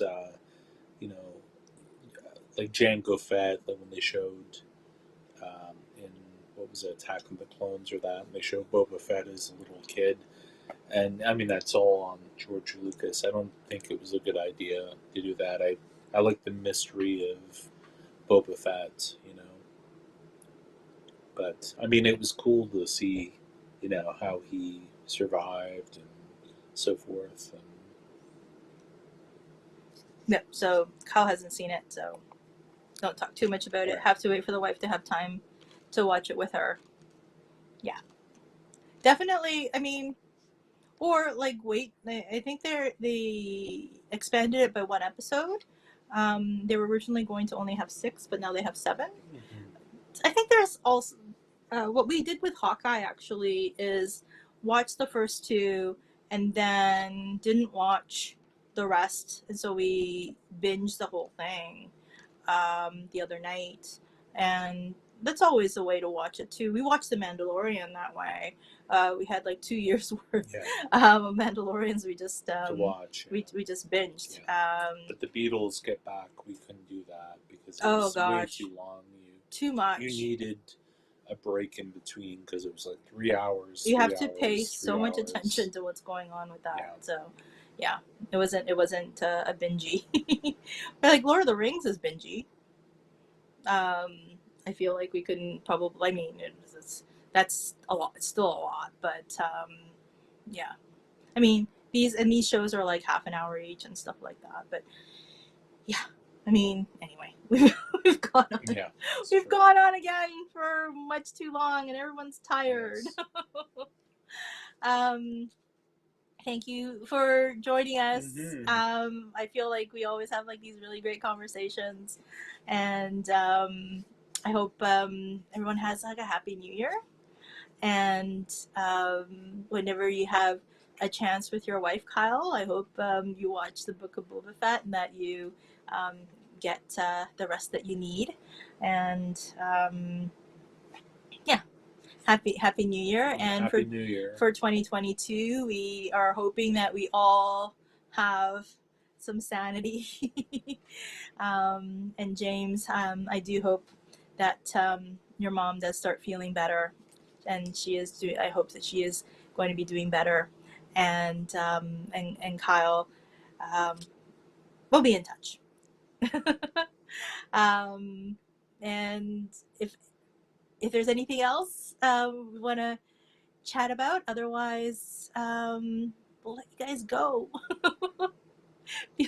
feels like maybe we tether them to us, but we so enjoy talking to you all. Yes, we do. So happy New Year, and we'll see you in the new year. Yeah, in a couple of weeks, unless we hop on for something, maybe for an unboxing. Mm-hmm. But yeah, we don't know. Maybe everyone's already gone. I wouldn't blame them. Hey, good night, everybody. Good night. Thank you. Thank you so much. Here we go. Kyle says, Happy New Year, my friends. Already looking forward to the next round. Peace and love, kids. Peace and love. Peace and love. That's what the star says. Yes. I'm just going to wait for another minute just in case like James is still on. Okay. Because like I said last time, we clicked off and then I saw his chat come in. And I'm like, oh, missed it. But also, James, I need to get in touch with you to get your address. Yeah, we have to send the Tron thing DVD set. That is if James is still on. Watch for a couple of minutes and see. But Happy New Year, Kyle. Thank you, thank you, thank you. And James, Happy New Year to you. I hope you take care.